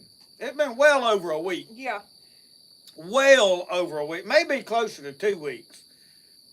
Have we even opened that new bucket I bought? I bought a new square. Yeah, I think you did. I don't know. Oh, I see you on here, Miss Janet. I wondered why they can't. I noticed I didn't see your name, but I see it up there now. Bluebell coffee flavor. She said. She said. He asked her why they don't make bacon scented cologne for women. That would. Well, we've already got enough problems in this country with rape and things like that, and bacon scented perfume for a woman would probably do them in. It probably wouldn't be a good outcome, you know. There's already some folks out there that can't control themselves. Ricky, So. I've got a new video coming. I did film some of the camping trip. I just hadn't edited and put it up together, but Yeah, we got a lot of editing I to do. did film a little bit of the camping. It's not a long video because I didn't do anything really. I just sat there, and I would get tired of just sitting there looking at the river. But She that's did all walk. I walked. Now, we met some wonderful people last year. They were two different groups of people were back there this year. And That were there with us I'm the last kind year. of person, I mean, y'all know me. I talk to everybody. It don't matter if I know them. I'm cracking jokes and just because, I mean, that's what you do. You be friendly to people. And that's how you meet people. So everybody I encountered, you know, their face lights up after a few minutes of talking and they grinning and we carrying on a full conversation. And it's like the man today from Wisconsin. We give him catfish. He gives us big old thick sliced bacon. I'm looking forward to trying it out. We had a good conversation. And you know, a lot of these people, you know, I met them. They start watching the channel. And they become friends. Yeah, it's a wonderful thing. So Michelle has met some of these ladies and different ones that was up there. The problem is these ladies all like to go fishing, and when their husbands and all left in the boat, they was in the boat with them. Michelle, not getting in the boat. It's not that I'm Not scared going of the fishing. boat. I like fishing. I like getting in the boat. But with Brody in the boat and me in the boat, I worry over Brody falling in the water the whole time because he can't keep his hands out of the water. And She's gonna really stroke out when she watches the videos. And he's hanging over the side grabbing noodles and such as that. But Brody had his life jacket on the whole time. We were being safe. I told Justin. Nothing was risky. I told him, I said, I want Brody sitting back there beside you on the boat. Well, I was sitting there at the at the camper, and I seen them come by me down the river, and Brody's up there in the front seat up there, and Justin's back there in the back driving the boat, and they come by waving and wide open. And I wouldn't say it too bad in case his grandmas are watching. But wide open, this boat is 25 miles an hour tops, and that's if you got the trim just right. It's got a little 25 horse on that War Eagle, and the boat's heavy. We got bait tanks in it, and really you averaging about 22, 23 miles an hour top speed. So it ain't like we running 50 miles an hour. I mean, you know what I mean? Good to see you on here, Gordon May. He said he was at work and he got a little break just to say hey to everybody. Who's this? He said he was gonna have to take off for Friday so he can just get on here and talk. Who's this? Gordon May on up. Well, I hate you having to work on this Friday night, Gordon. I guess I'm blind.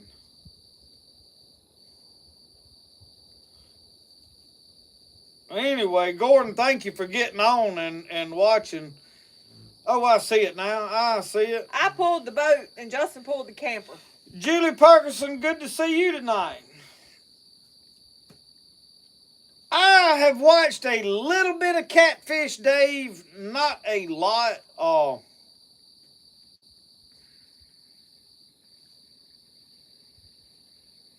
Cornbread said he priced that boat that Local Life Outdoors using $3,500. It's a Warrior boat. I still would. I'd like to have one. I think down here in my swamp where I like to spend so much time would be a wonderful thing until the battery died. And then I'd be paddling for it, which I'm used to paddling anyway, so ain't a problem. A polecat beats channel number 5. What is Mike Culpepper talking about? See, you done lost all the comments. Yeah, I don't even, I get...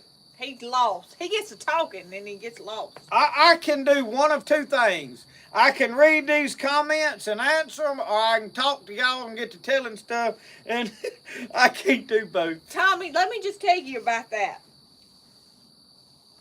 Justin was going, he started saving some of that skunk.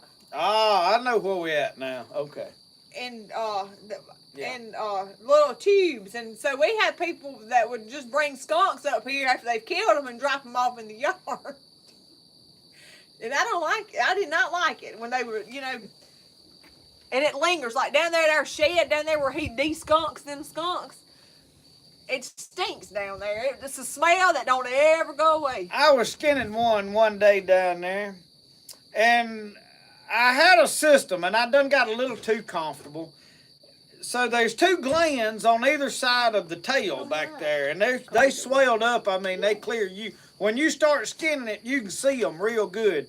So I had bought a very large needle for a syringe, and I had put it in a Tony Chachere's marinade injector, and I could use that. I could puncture that hole, and I could suck that essence, they call it, out. It's supposed to be worth about $20-something an ounce.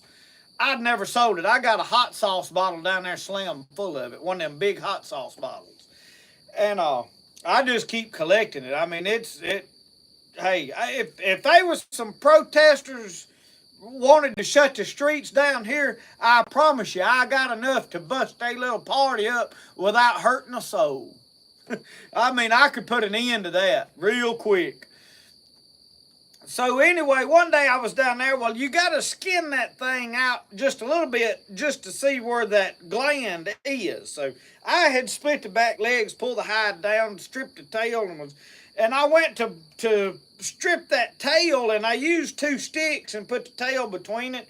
And you had to put one hand on the animal, and then the other one on a tail stripper and pull, and you can strip that tail out. Well, then you can pull down far enough.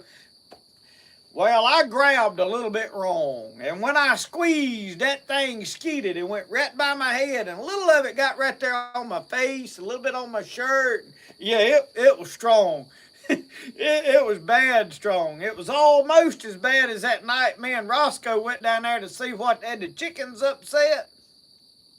And we got around there back of the chicken pen and shined the light up under some of them cages, and there's a polecat up under there. And Roscoe went at it, and I was hollering, no, no, no, no, and it was too late. He done got squirted. I mean, he had a green smear up the side of his face and down his front shoulder over there. We like to never got that off of him. We use the only thing that works good is baking soda, Dawn dishwashing liquid, and hydrogen peroxide. You mix that together and wash that, and that's the best that there is. And it ain't foolproof. Local Live said the Warrior boats are $2,800 for the full camo plus a battery.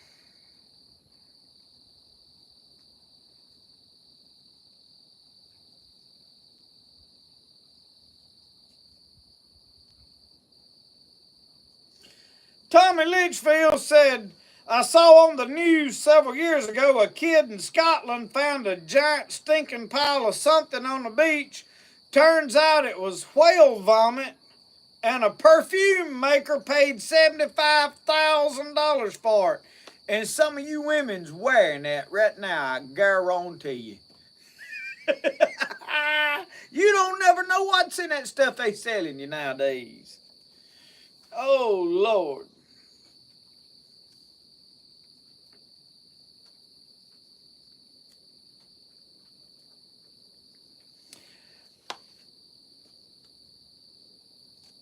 Yeah, they call them polecats here too, Chris.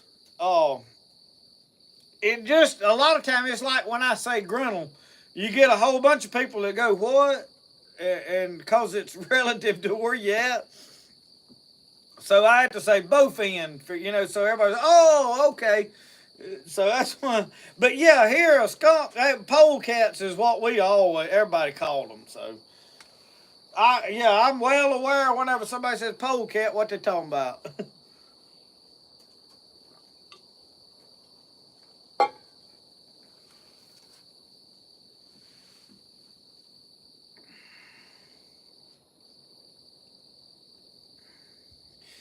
Larry Alexander, the rocking chair, still holding up after I added that reinforcement plank under there with some good screws, and we gonna see how long it holds up. Mudfish in South Carolina. Local Life, are you eating them? I know a lot of people love to catch them, but don't eat them. Boundless Pursuit, when I did that podcast, that was one of the things that he wanted me on the podcast. He said, I love this fish. He said, I love catching it. I love everything about the species. He said, I've chased them everywhere. He said, I can't go to bat for them on table fare. He said, I've never cooked them. He said, I understand you eat them. I said, man, it's my favorite fish to eat. And I've eat about every kind of fish they are. I'll still stand here today and tell you that grinnell or bowfin is my all-time favorite fish to deep fry and eat. Hands down, it is the best. Why? I don't know. I was raised on it. It's delicious. The girls like it. I mean, we cook some fish and they're like, it's all right, but grinnell, everybody wants to eat it. You can't cook enough of it. There is never none left over and throwed out. I have not seen any more groundhogs, Toby. I hadn't.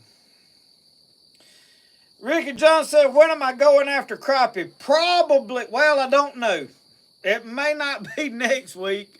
I would love to go after them next week some. I would like to plan a crappie fishing trip and go to the Pearl River down here and get after them down there in the river. I know some places to go.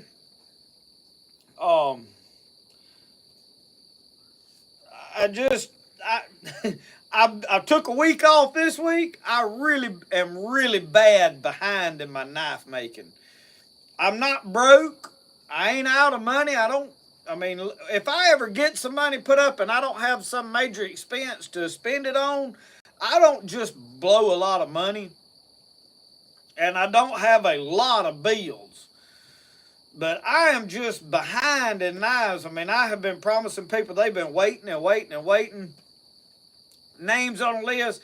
nobody's really bothering me about it. I mean, it ain't like, people's worrying me to death. I ain't saying that. It's just, I know that they ordered a knife. I need to get them made or else it's going to get worse because I'm steadily getting orders, steadily getting people wanting to place orders, and I'm actually trying to be hesitant on taking orders because until I actually physically get my hands on a good many more saw blades, I'm going to have to be careful. Right now, I went through my list on my books with knives.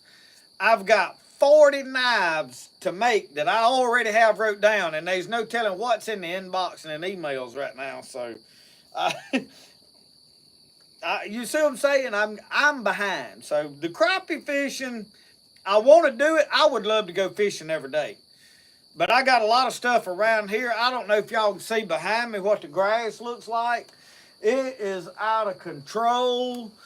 And because I've been gone a week and it's supposed to rain Sunday, so by the time I get the grass cut, I'll be doing graveyard benefit all day tomorrow, most likely. I've got tabby cats over there in a cooler on ice that need to be cleaned. I'm probably, as bad as I hate to admit this on camera, Sunday afternoon after the morning service, I'm probably going to have to spend the whole evening cleaning catfish simply because I can't allow them to spoil. It'd make me sick. So I've got them on ice. They're not hurting right now. But yeah. And no, Nancy, the taters have not been planted yet. I have not gotten my potatoes in the ground. And that is why this year, somebody asked me, are you starting seeds? No. I don't have time for it. As much as I love all the homesteading, I love all the organic gardening type stuff, all of that stuff, it's a lot of work. And at the rate I'm going at things and trying to get somewhere, right now I'm really pushing all my social media. I'm pushing YouTube, I'm pushing Facebook, I'm pushing, it's either the make it or break it time, go big or go home. And I'm not trying to forsake anything, not changing, just, you need to put the work in it to make it successful if you're going to do it and make it grow. And at the rate I'm going with it, I'm also getting dates that I got to be here, be there, do this event, have this going on, go preach. I got several places that I'm going to be preaching, several trips that I'm supposed to go on. So I've got several dates already set for April that I've got to be at different places. Some of it's preaching.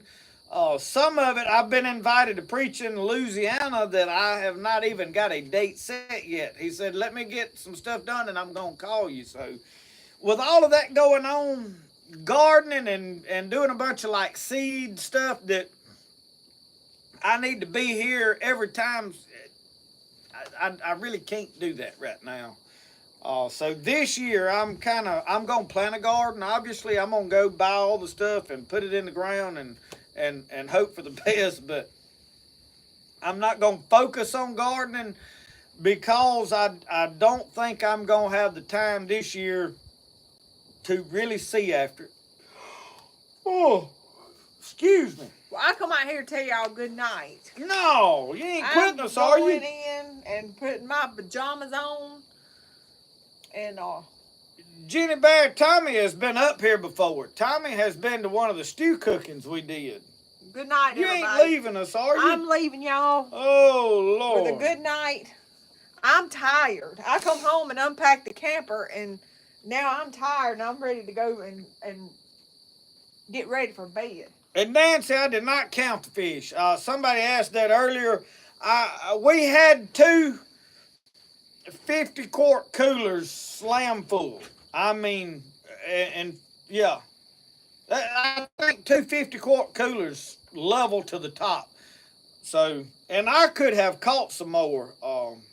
I just pulled everything up this morning. I knew I had more than I could do anything with, so. Julie Perkinson, thank you on the Sunday messages. I look forward to doing them. And I've already got my ideas and thoughts together for what I'm doing tomorrow at some point. So all of you that are going to bed, Toby Tate, different ones, good night. Thank y'all all for hanging out with us. We got 220 something people. At the end, it'll tell me what the peak was. I think we got way on up in the 200s at one point earlier tonight. Usually by the time you get to 9 o'clock, it's winding down. But I am about wore out. I'm going to tell y'all, I come back from this vacation, and I don't know who I was fooling, thinking, since she's gone, I'm going to pull this up where I can see. I feel like I'm way off out yonder somewhere. I don't know what made me think that I was going to go on this vacation and just relax and, I'm going to have a good time and just take it easy. I don't know how to do that. I really don't. I wind up fishing like it's a job. I mean, because I wake up in the morning and I'm thinking, I need to go run my hooks. I need to hurry up and go run these hooks because somebody's going to check my jug. Somebody's going to be getting their fish. And I ain't never caught nobody meddling with my stuff. I really ain't. There's been times I wondered because I had fish one day and all of a sudden I ain't got no fish. You think, well, did somebody, are y'all yawning like I am? When I yawn, does it make y'all yawn? I figured it did. I just wondered. But anyway, and then I would come in and we would piddle around and I'd try to spend some time with Brody. Me and Brody played several games of checkers, Martin Meltzer. I was going to film me and Brody playing checkers a time or two. And when we sat down and played, I never thought about it. And I did film the board out there. We spreaded that thing out over the picnic table. And we played a couple of games of checkers out there. Had some fun, but I fish like it's a job. I'm all right, I got to go back. While I'm up here, I need to make the most out of it. And it was a wide open thing for me. But I enjoyed it. I really wouldn't have it no other way. I don't know how to do it differently. So...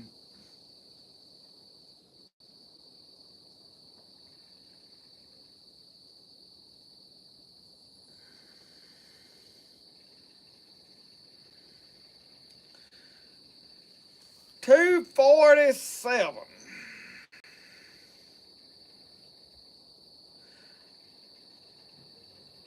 Good night, Julie. Snuffy Jenkins said no audio.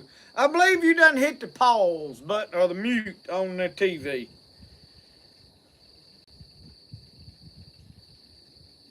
Mike is still on the vent doing a Trach Tuesday. Sharon Davis will be saying a prayer for him. Mike Davis. Jerry Short, we were at Pickensville. It is right on the Alabama line where the Tombigbee River crosses from Mississippi into Alabama. The Tom Bevel Lock and Dam is in Pickensville, Alabama. So there's about a mile or 2 mile stretch of river that's in Alabama that you can fish with a Mississippi fishing license. You can use a Mississippi license on the Tombigbee River anywhere above the Tom Bevel Lock and Dam. So that is why I fish from there up mostly. I think this year somebody told me a license for Alabama out of state was $80-something. They were 60-something last year. But this year they up. Because there's a man down the road that they buy them every year. And they go over there and run catfish lines and do what we did all this week. So it's out of...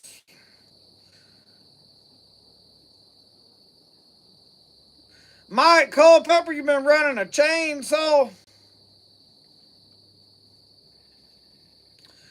Michael Williams, I'm gonna be honest with you, brother. I don't think I ever sent Miss Sharon the message. I'll do that tonight. I meant to, but I was working on that camper, and then I was trying to get everything loaded, and we was rushing out of here, and I didn't make it happen. That's on me. So Miss Sharon Davis, Michael Williams has got you a whole bunch of turkey fans. I got to get him your address so he can send them to you. So, what in the world? helicopter coming over pretty low. Yeah, I dropped the ball on making all that happen. I got too much going on, I guess.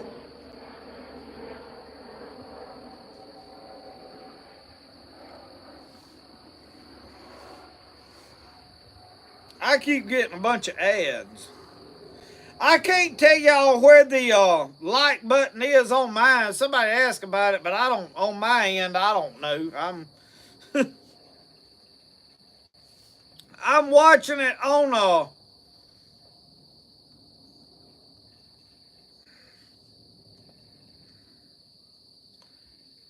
I'll be honest with you, I can't see it either.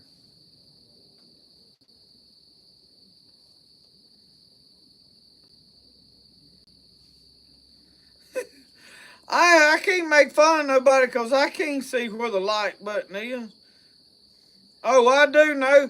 You got to close the chat box out and then you can find it. And then you got to click back on the live chat. So I just now liked my own video.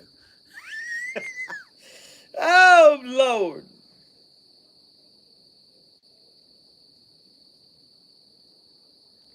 Huh. Well, Snuffy, I don't know. He said he opened up other YouTube videos and have sound. Close this out completely and no sound. I, I can't.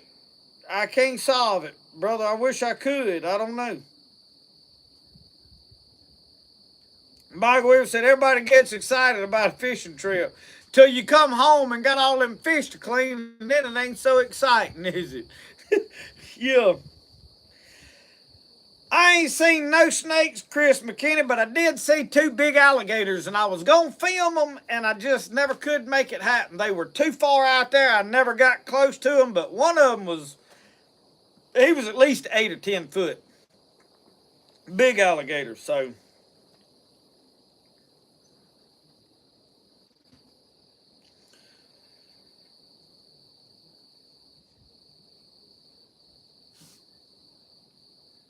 Mm-mm.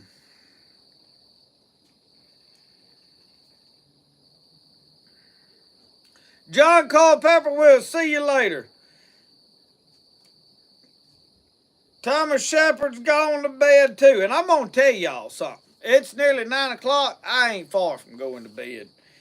Palmetto Gaming, what is my favorite fish by far is bowfin. That is to catch and to eat. And I think the reason I like catching them so much is because I know they are so good. So y'all, those of you that don't know, I'm huge on bowfin. We call them grunnel here. I get more excited when I hang on to a grunnel, and I like to catch them on bass poles. However, this year we're gonna hit them, and I know that wind's probably good Lord. That wind is why I did wait till today to go to the Tombigbee River. I may need to go get the microphone. I'm fixing to close it out anyway, so you won't have to tolerate it long. I'm sure from the angle it's blowing right in the microphone on that camera. But bowfin, I like to catch them on bass pole. Rod, reel, with a plastic bait, worm, set up, Texas rig, whatever.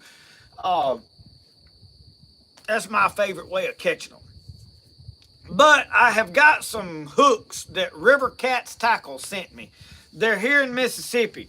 Look up, if you're looking for some circle hooks, awesome catfishing hooks, look up River Cats Tackle. And I've used some this past week on jug lines. I rigged up a few jugs with those hooks because they were new and just to test them out. And I yanked on some fish and I caught several pretty good catfish on 4/0 hooks. So I'm going to try some out with bowfin, and we're going to talk about, so what I'm getting at is I'm going to take one of my catfishing rig ups basically, and we're going to chunk cut bait out. And we're going to get down here in this swamp, and we're going to see if we can find giant grunnel. I think 9 pounds is my biggest. And I said last year I was going to look for some bigger ones. I fished several places pretty hard, and I never found any of them that were bigger. One day I fished hard. I thought I should have caught some, and I never even caught the first one. So I'm gonna have to do some adjusting on some of that.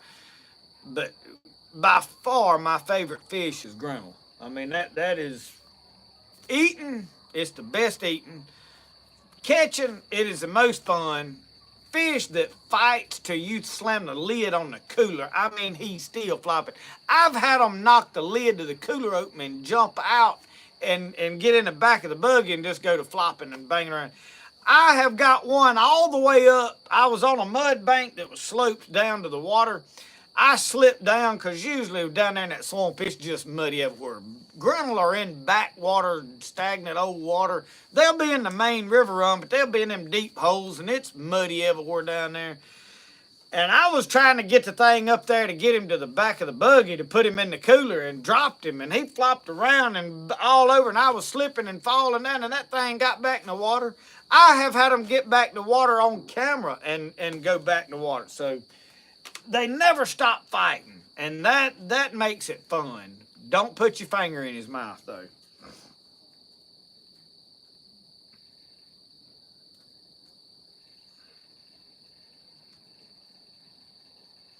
Man, Tommy, when I hang one, and I've had people accuse me, it's all you just faking that. No, I genuinely get excited. I love it. And I told somebody the other day, I got a pretty good sized deer out here that I had killed, and I said, catching a grinnell is really more exciting than when I shot that buck right there, because I mean, my heart goes to doing this right here. I mean, I get bowed up on him, and because the reason is they got sharp teeth. They'll cut the line. They'll wrap it around something. I mean, there's a lot that can go wrong. They'll spit the bait out. You ain't never got him until you shut the lid on the cooler. I mean, that's just a fact. So the whole fight thing, they the fightingest fish that they is. Somebody told me today smallmouth bass was one of the fightingest fish.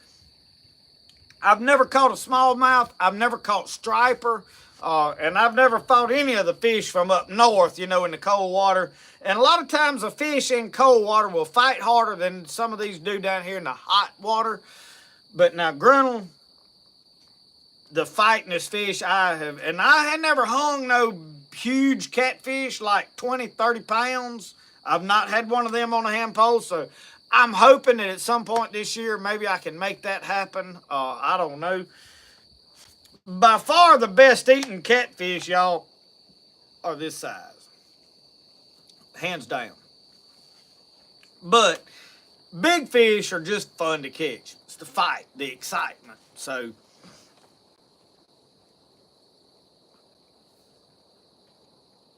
it really does get me excited. And I didn't do a lot of grinnell fishing last year. We was busy doing stuff, and I didn't get in the swamp as much. And it seems like this year I would have been in the swamp normally, but water's been flooded. It's just a lot going on, and I just hadn't made it happen. I am ready to get in my swamp, and I may do some crappie fishing this week down there just to see what's what, see if I can find crappie. They're a little bit hard to find during spawning times in this swamp. They just act funny. They don't really go into shallow water.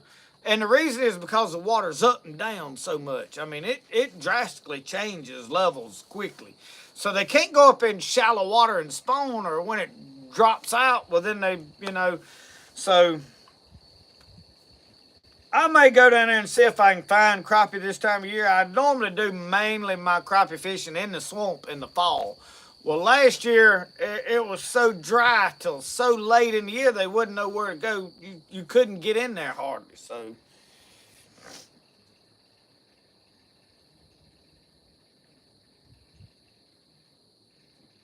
And Cody Gydra said, we caught a shoe pick last crappie fishing trip a few weeks ago. Caught my safe saying, we got a grinnell, boys. We got a grinnell. You know you done watch too much Spirit of the Outdoors when you get excited over a grinnell. I love it, y'all. I genuinely do love it. Suzanne Alford, do y'all have grinnell in Australia? Do you have a fish called bowfin down there? I'm curious to know. Tell me y'all have not been deprived. I mean, I know you got kangaroos. We don't have them here. But surely y'all got bowfin down there. I'm curious to know.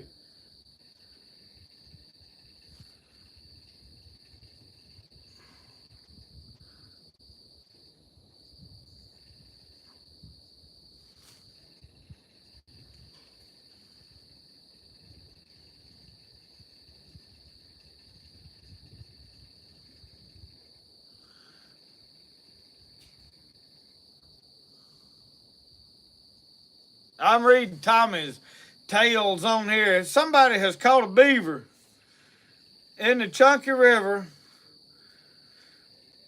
Said it almost drug him in the river before it broke his line. So the next fish he caught, he cracked us up, said that bit just like the beaver. That's funny, Tommy.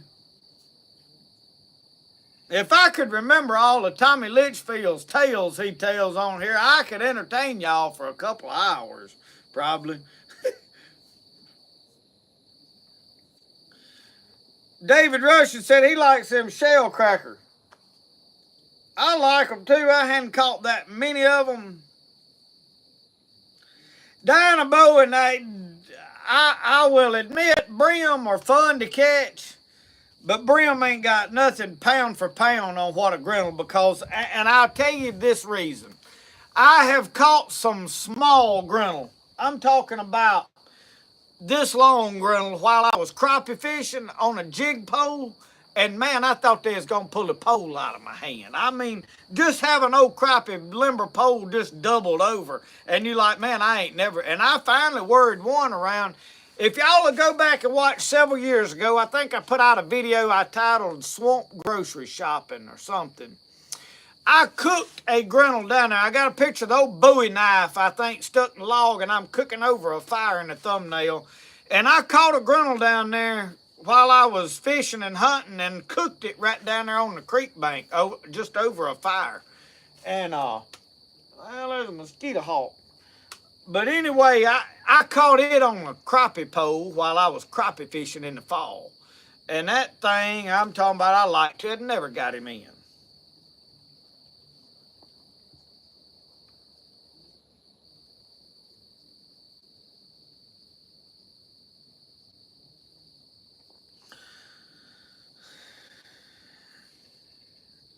A 9-pound grinnell on a cane pole. We used to take cane poles and fish we'd have grinnell fishing days down here where we'd get a bunch of group of people and go down in the swamp and everybody would just be grinnell fishing. Hot summer, mosquitoes eating you up. I mean, I can still smell the smell of mosquito dope right now because of it. But that was the days of mainly we was using shiners. And then we would have another spinning reel with a black and yellow beetle spin on it. Them was money down here in this swamp. And we would take a cane pole though, and we would rig it up with about 30-pound test line and put a good heavy hook on the end of it. And man, when you'd drop that shiner out there under a cork, when you'd see that cork start running, you just watch it. It'd get over yonder. When it'd get your line straightened about out, then you'd just hammer down on him. Man, you get that hook set in him good, you just turn around and put it over your shoulder and start up and bank with him. You just drag him out, you know. So, oh, Lord, we may have to make an old cane pole and do a video sometime this summer doing that.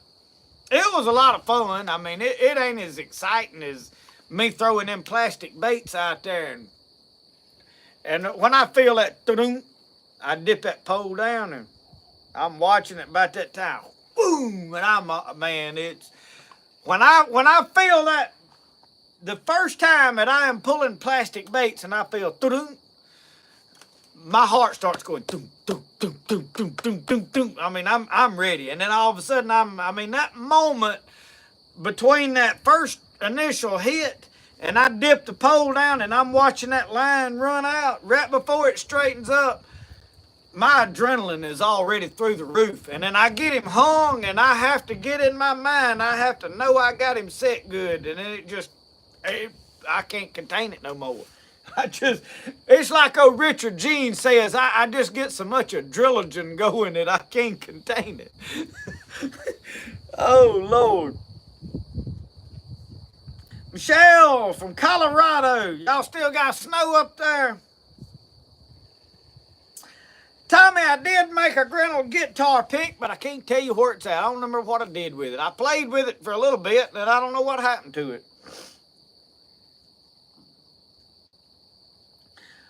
Just live shiners and cut bait, Jeff. Put it under a cork in them old sloughs and just sit there and watch it. All of a sudden, that cork would just start running. They don't just go straight under like some fish. A grinnell grabs that bait and runs with it before he sucks it in. So you got to let them run before you set the hook.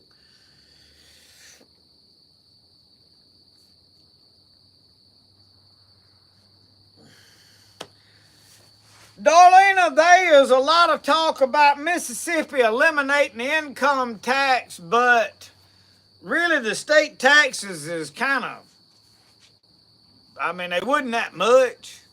And they're going to add it to a fuel tax, so basically all of our fuel's going to go up. Is what's going to happen. That's basically what. And it really ain't going, the elimination of the income tax ain't going to fully go into effect until like 2032 or something like that. They passed a law. They signed the laws this week. I don't know. I'll be honest with you. I hadn't never been real pleased with our politics, the way things is going. Not because of what side, red or blue, none of that. I probably lean a little more one way than the other, but I don't get hung up on red-blue people. And I voted for our current governor, but I really ain't been happy with it. He's just, I don't know. But, I don't want his job, so I try not to complain. There ain't no way I'd take his job if they tried to give it to me with $1 million check.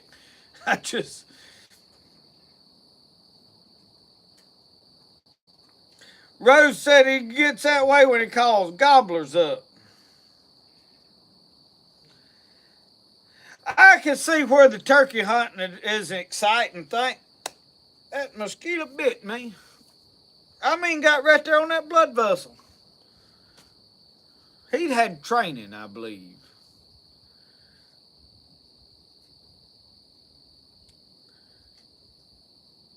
Wee bit of snow in the shady spots. Well, you can make one last snowman over in the shade and watch him, see how long he stands there.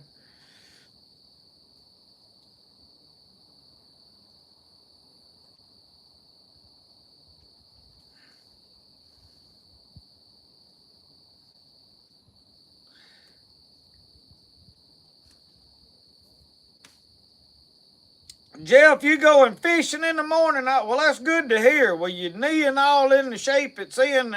It is good to hear that you're out and about doing stuff. Most definitely. Paul, I'm that way. Every time I do something, somebody tells me it won't work.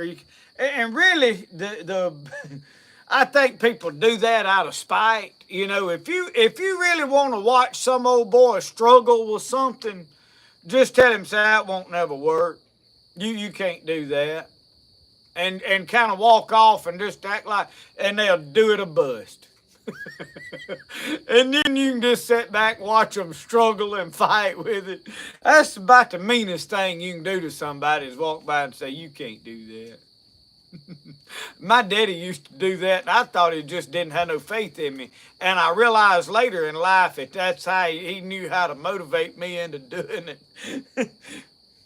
I caught on. It was a little too late, but it was good for me.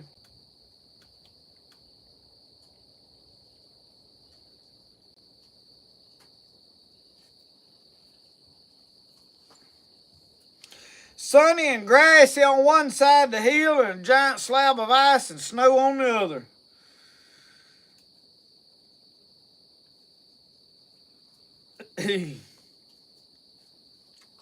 So today I was at the campground and I got talking to a fella from Wisconsin. And he said after they retired, he said, me and my wife said we go south. He said, usually, he said sometime in late January, February, he said, I've had all the cold and the snow and the ice that I can stand. He said, so we go south. He said, but now last year, he said, I got down in Florida. He said, we was down there pretty late. He said, and it got bad hot. And he said, I don't want to go back down there. They had went to like West Palm Beach or somewhere down there, he said.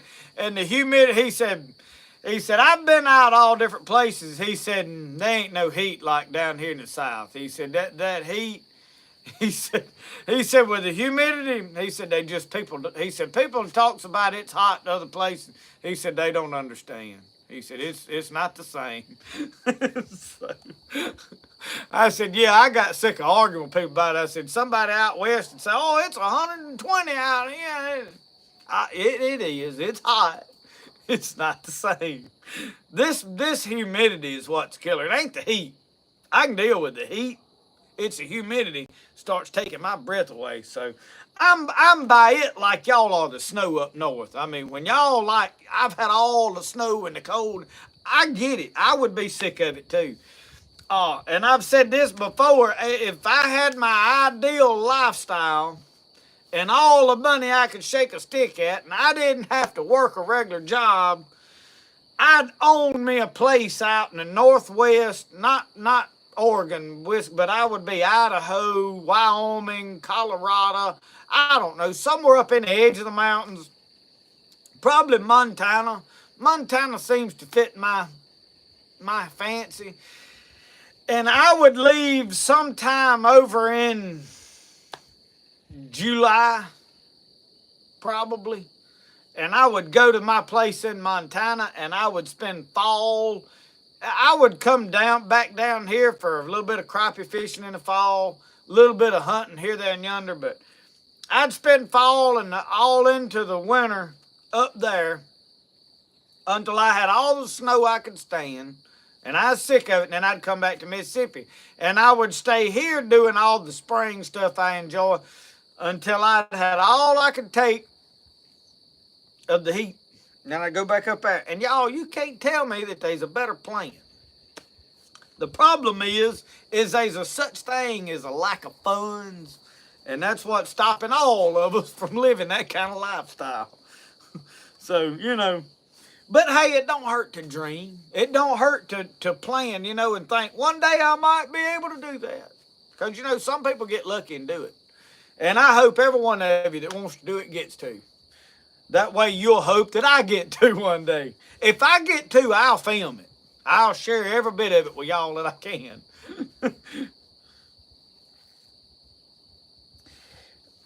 Jeff, my daddy did about everything offshore. He started out as a roughneck and worked his way up to a tool pusher. So yeah, he was a driller and welded and painted handrails and everything you can think of. I think he did everything but cooking. He might even did a little of that. I don't know.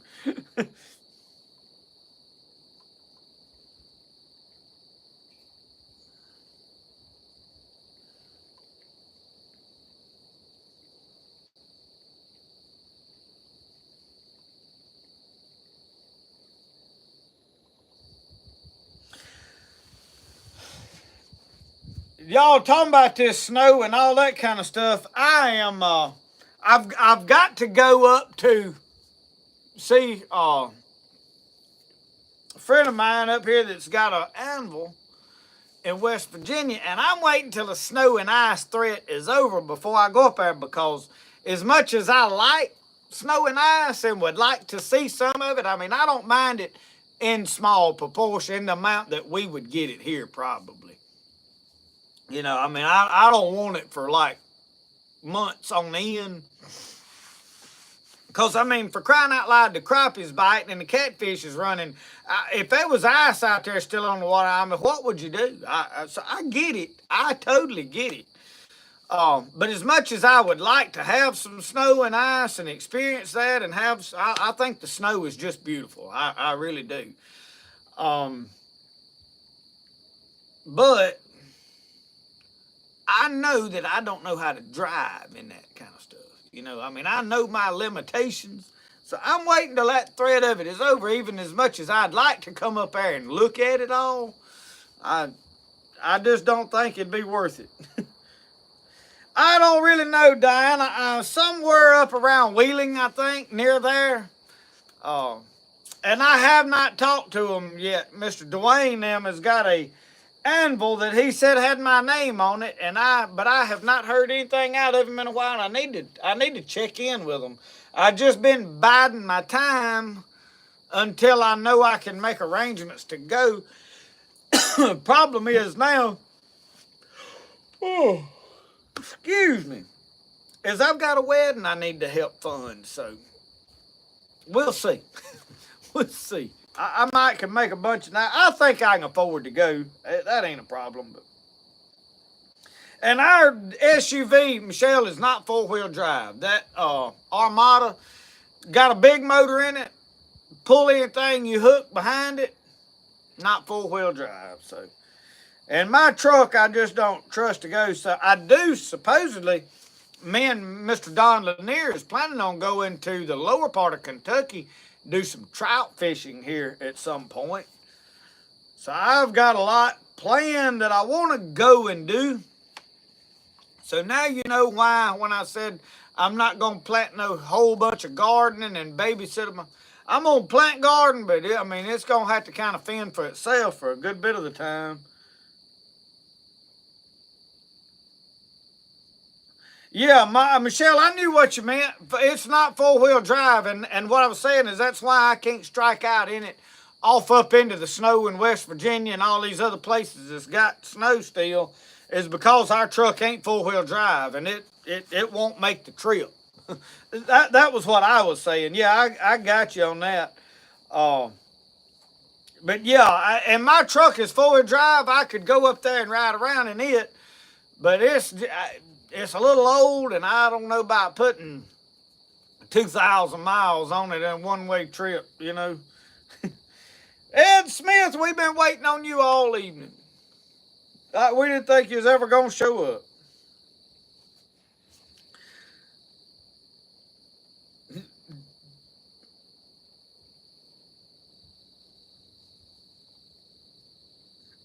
Greg will definitely plan to do some trout fishing. And hopefully whenever I do this trip, I can make all of these stops. I really, when I make that trip up there,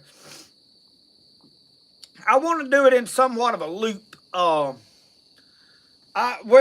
y'all, for those of you that don't know, Mr. Greg is over in East Tennessee, thereabouts. I ain't gonna just say right where somebody lives. That's up to them to tell. But we're gonna baptize his son at some point. Whenever I make this trip. So if there's people in this area that would like for me to baptize them, I would love to do that. And I have mentioned this before. I would love to do some type of a tour where I go and stop here and baptize people. Stop here, baptize people. I'll sit down on the tailgate of my truck at anywhere that there's a place we can park and gather up and sit there, and I'll do some Bible teaching or preaching or whatever we feel from my heart, just talking, if nothing else, off the tailgate of the truck, because that is my number one calling. YouTube, me getting to film hunting and fishing is a bonus. Me getting to make a living making knives is a bonus. Me sharing Jesus Christ is my number one thing in life. And I'm going to talk a little bit about this in this Sunday's Just in Time. I've had some things on my heart this week. I'll just tell y'all right now, it started when I left headed for the Tombigbee River. I was driving up there, and I'm driving through the farmland up there. And I'm just looking out. It's a beautiful day. Warm. I'm in a t-shirt, arm hanging out the window, pulling a camper, My wife's behind me pulling the boat with her truck. Roscoe's on the seat over there beside me, and we just rolling. Radio's off, just quiet, just riding. And for a moment, I started to almost feel guilty because there's a lot of people working. There's a lot of people struggling with this and that and fighting with this and trying to get to this. And, I'm thinking, why do I deserve to get to fish? And, I just kind of felt like God spoke to me and said, because you give your life to me. There's a scripture in the Bible that says if a man try to save his life, he'll lose it. But if he'll lose his life for me, he'll save it. And we miss the grand scheme of what does it mean to give your life to Jesus. I've heard a lot of people say, well, I gave my life to Jesus, and they ain't give their life to nobody. They still got it for themselves because they work in a job that keeps them from going to church half the time, took some kind of career that separates them from God, never no time to be involved in things of God, but yet they consider that, hey, I gave my life to Jesus Christ. Well, did you? Or do you just want to make it to heaven and you really got your life kind of living it the way you want to? And that is one of the things I begin to think about. And I'm not condemning or throwing this at anybody to criticize them, but to open your eyes of an awareness of what giving your life to Christ really means. You see, I turned down jobs that paid $100,000+ a year that would have took me off to Pennsylvania, and one that would have took me out to Oklahoma. One would have took me out into the Gulf of Mexico working on a drilling rig half the time, and I would have missed every other Sunday or every other 2 Sundays, depending on how my shifts worked out. But I could have made plenty of money, had anything I wanted to buy. But I didn't take that money and take those options because it was better for me to stay here and give my life to the Lord, to work for Him, to be available to preach when I needed to be available to go to church, to put God first in my life and my career second. And that being said, and I'm going to talk a little about all of that Sunday, I really felt it strongly because we've got to a place that we just say things without really understanding what it means. So whenever you say, I gave my life to Christ, did you really put God first and pattern the rest of your life around what pleased Him? Or did you just try to consider yourself saved and fit God in a little box over here? And look, this is His little part of my life that He can occupy, a few minutes here, there, and yonder, or a couple hours a week, or whatever. And, that's not the same thing as the person that laid everything, their career to the side and said, you know what, Lord, if you're more important than this career. And that's a huge thing because there's a lot of people that say, oh, but I got this job and I got these. Well, so does everybody else. But there's a lot of people that walked away from all of that. And you're going to stand in judgment beside the people like Peter, John, all these different ones, Andrew, and all of them that were, there was one guy for crying outside that said, the Lord said, follow me. And he said, well, let me go bury my daddy. And Jesus looked at him and said, the dead can bury the dead. Follow me. And he didn't even go to his daddy's funeral. He followed Jesus. And yet you want to argue that, well, I got this career and I can't go to church all the time because I got this career and I got this. And, well, this church offended me, or this church did that, or I don't agree with this, or I don't like that. Well, there's a lot that I don't agree with too. There's a lot about things that I don't personally like, but I back up and say, God, what do you, I'm going to wait this out. It's uncomfortable. I ain't happy with it, but it's the best I got. It's the closest thing that I've got to you. And I'm going to chase after it because it's more of you than it is anything else. And I lay mine to the side. And with that, when you really do that, God starts blessing parts of your life like you couldn't imagine. I don't need a job. I don't need a big career, because you know what? God has proven to me time after time that if you'll follow me first, I'll take care of this stuff. If you'll put me first, I'll take care of these bills. I'll take care of these things. You want this? Okay, I'll make that happen. But you put me first. That way, when I need you to speak to this person, you got time to stop your day, not worry about what all you got to do, and you can talk to this one individual, even though you may not feel like you got time to just sit here and talk to this one individual. You don't know what they're going through.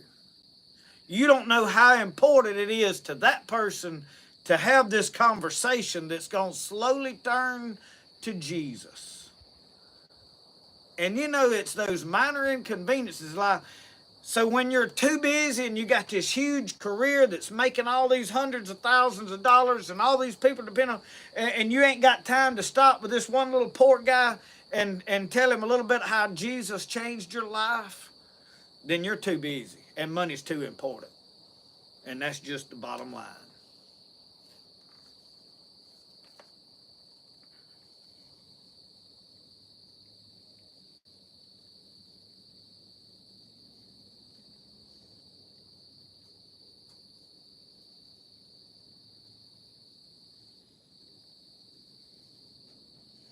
David Thomas, the same way with me, brother. I ran from it, and my life was miserable. And when I give in to it, and I put God first, and I sat out there in that shed and I prayed, and I said, Lord, I want to follow you. I don't want mama and daddy's religion, even though that may be where I wind up, and that may be why you give me mama and daddy's religion, to teach me the fundamentals I need. That may very well be the ideal religion. But I don't want it just because that's what I've always known. I don't want something just because I'm trying to please the people around me, or, look good to people. I said, Lord, I want to please you. I want to know in my heart what makes you happy, not what makes me happy, not what I like, because my old flesh likes some things that I know is questionable.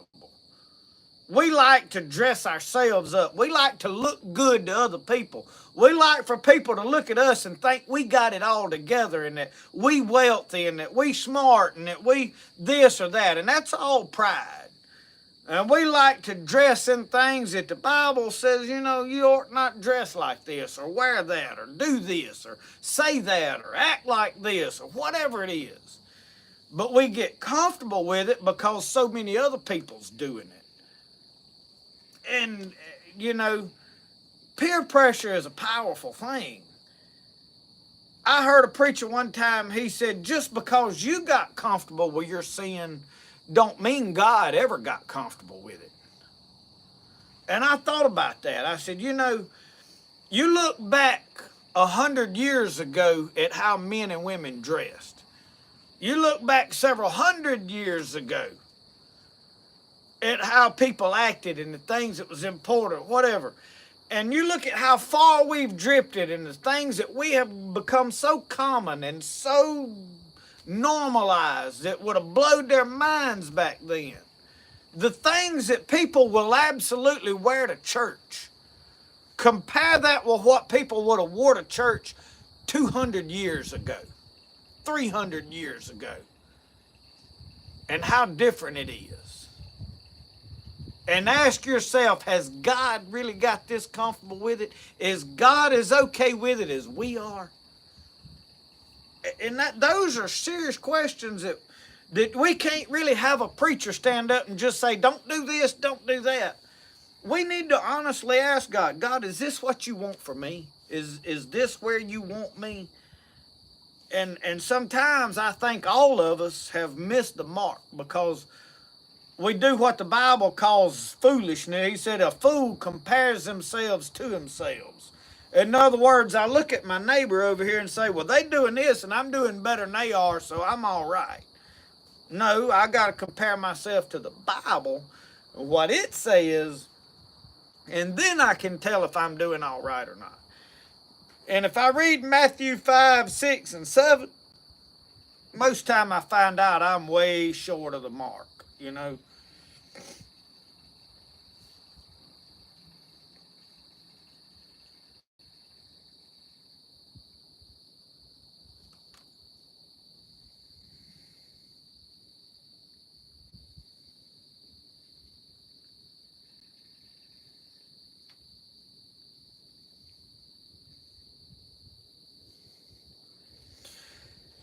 Yeah, and CJ talking about the clothing, you know, I mean the Bible. I feel like that we should dress up, we should wear our best, we should be well represented, we should look respectable, but not gaudy, because the Bible starts talking about costly array and flashy. It talks about plaiting your hair with gold, and I mean, I could go on and on and on about things that the Bible says is a shame. I mean, it says it's a shame for a man to have long hair. It's a shame for a woman to dress like this and to dress like that and not to do this. And it's all stuff that I see so many people that, well, it's all right now. Everybody does it now. Well, at what point is it non-biblical anymore? At what point do we look at the Bible and say the Bible says this, and I'm gonna stick with that? You know, we're gonna stand before God Almighty one day, and it ain't gonna be like standing around with a bunch of our buddies, you know, just discussing this and going, well, you know, I don't think this is that important. Well, Lord, I don't think you ought to have to do. You're not going to have that audience. You're going to stand one day in the face of judgment when he's going to play your life out before us, or however it's going to work. And you're going to stand there and go, yes, sir, yes, sir, yes, sir. Well, where's your destination going to be then? Because then it's going to be too late to try to justify it or say, well, I didn't know no better. Because he's going to tell every one of us, you had the same book that everybody else had. And some people interpreted it right and some people didn't. And, you know, maybe he's going to use the parable where he gave one 5 talents and one talent and one 10 talents. I don't know. But I will say this, I think we're going to have to do a better job of questioning ourselves and making sure that I've done everything that in my power to do.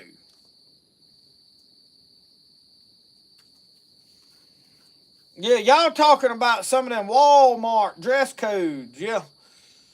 Yeah, it's every day at Walmart is pajama day. I mean, they come in wearing just about whatever they got out of the bed with. I hope. Who knows? And I'm gonna tell you, let me just say this. I probably ought not to, but I'm one of them kind of people that ain't got much of a filter. If it comes to my mind, I'll say it, as long as it's, clean. But some of them skin tight yoga britches, they ought to have to fill out an application before they buy them. I just put it like that. They ought to have to be kind of, cause man,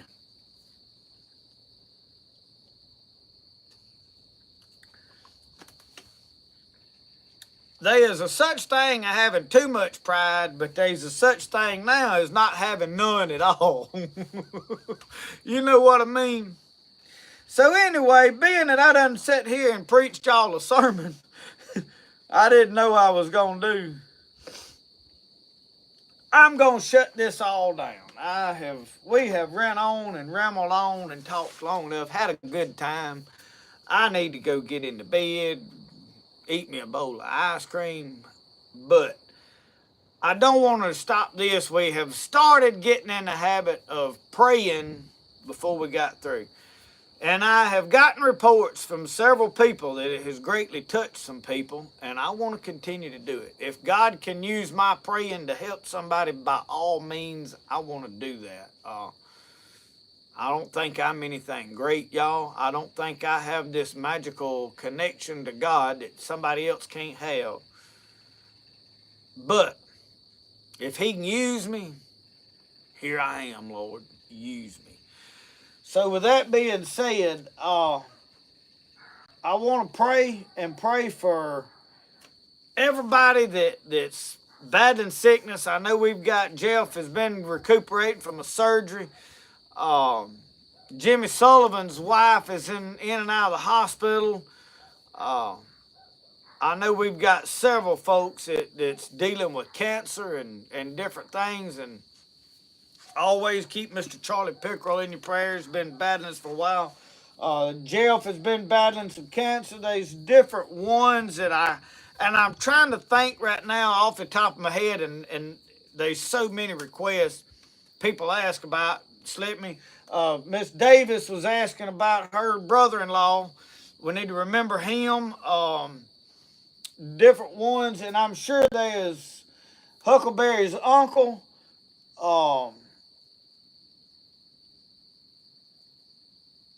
Linwood Vowell said pray for him. We'll do that, Mr. Linwood. So, and I know that there's loads of y'all that have, or at least that watch this channel on a regular basis, may not be tuned in right now, have buried loved ones in the last year, 2 years. Several people have reached out to me and, lost a husband, lost a wife, buried a son, and y'all, it breaks my heart for you. Tonight, we want to say a prayer for a young man's family right here in our, not in our neighborhood, but in this county. Young man, younger than I am, passed away. He'd been battling some sickness and disease, Mr. Jamie Cumberland. And I know some of his family watches, they're having wake and all that tonight. So prayers for all those people. A lot of people that's experiencing hardship, loss, and I can't even imagine to put myself in some of these people's position. But dealing with sickness and disease, we want to say a prayer for all of them. So as I pray, I don't call out names because there's no way I can remember them all. But Lord, tonight you see every request that has been brought before us, God, that has been on these YouTube channels, on the videos prior this week. People that's asked for prayer, people that are hungry for you, people, Lord, that are seeking direction.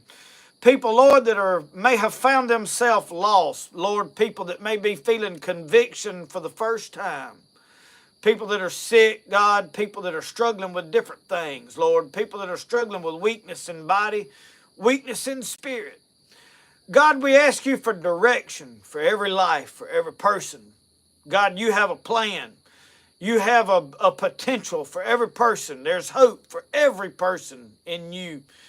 God, our lives, Lord, are thrown into this world and we don't know what tomorrow holds. God, on our best days, we don't know what tomorrow will face.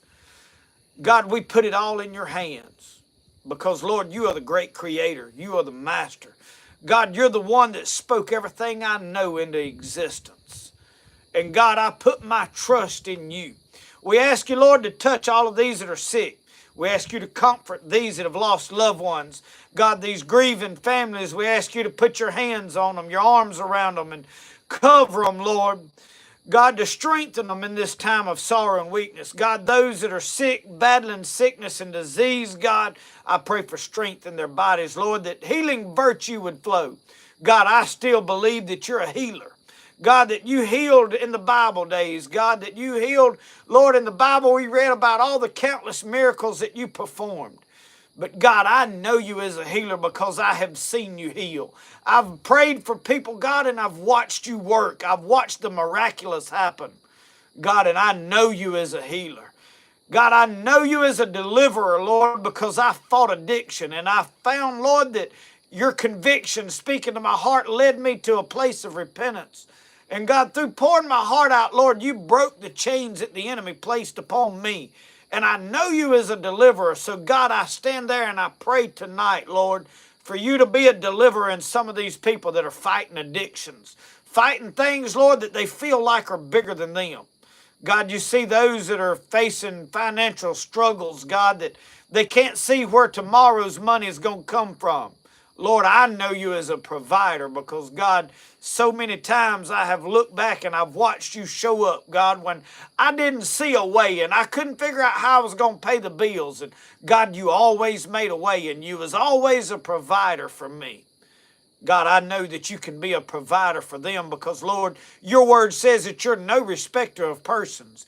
You're just looking for someone that's got faith. Somebody that'll trust you. Somebody that'll put everything in your hands and say, I'm at my wit's end. I don't have an option. I don't have a way out. God, I'm going to give it to you and I'm going to put it in your hands and let you begin to work.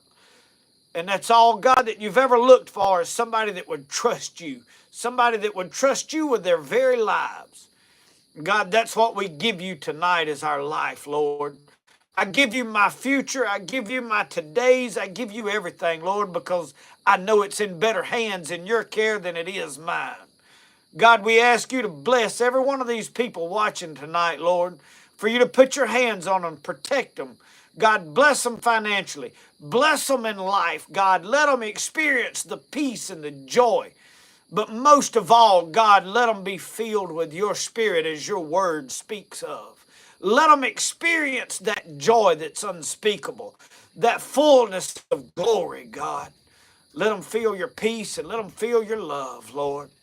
God, until next time, we ask you, Lord, to go with every person on here, Lord, and guide them and lead them and send angels to protect them and walk with them.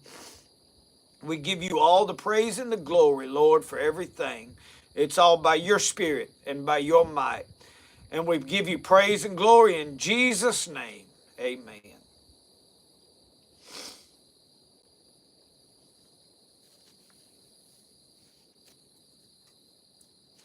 Well, y'all, thank y'all for joining in, spending Friday night with us here tonight. Uh, it is always a blessing to me to get to sit here on Friday nights and just answer questions and chat. And y'all, I'm sure they are questions that I missed, didn't see. I apologize for that. Get them to me some other time. Be back next Friday. I've got a lot of video editing to do, so I don't know when I'll get the next video up. But we'll get one up as soon as we can. Thank y'all for hanging out with us. Remember, the best way to do things is the way you like to do it. We'll see y'all. Y'all have a good one.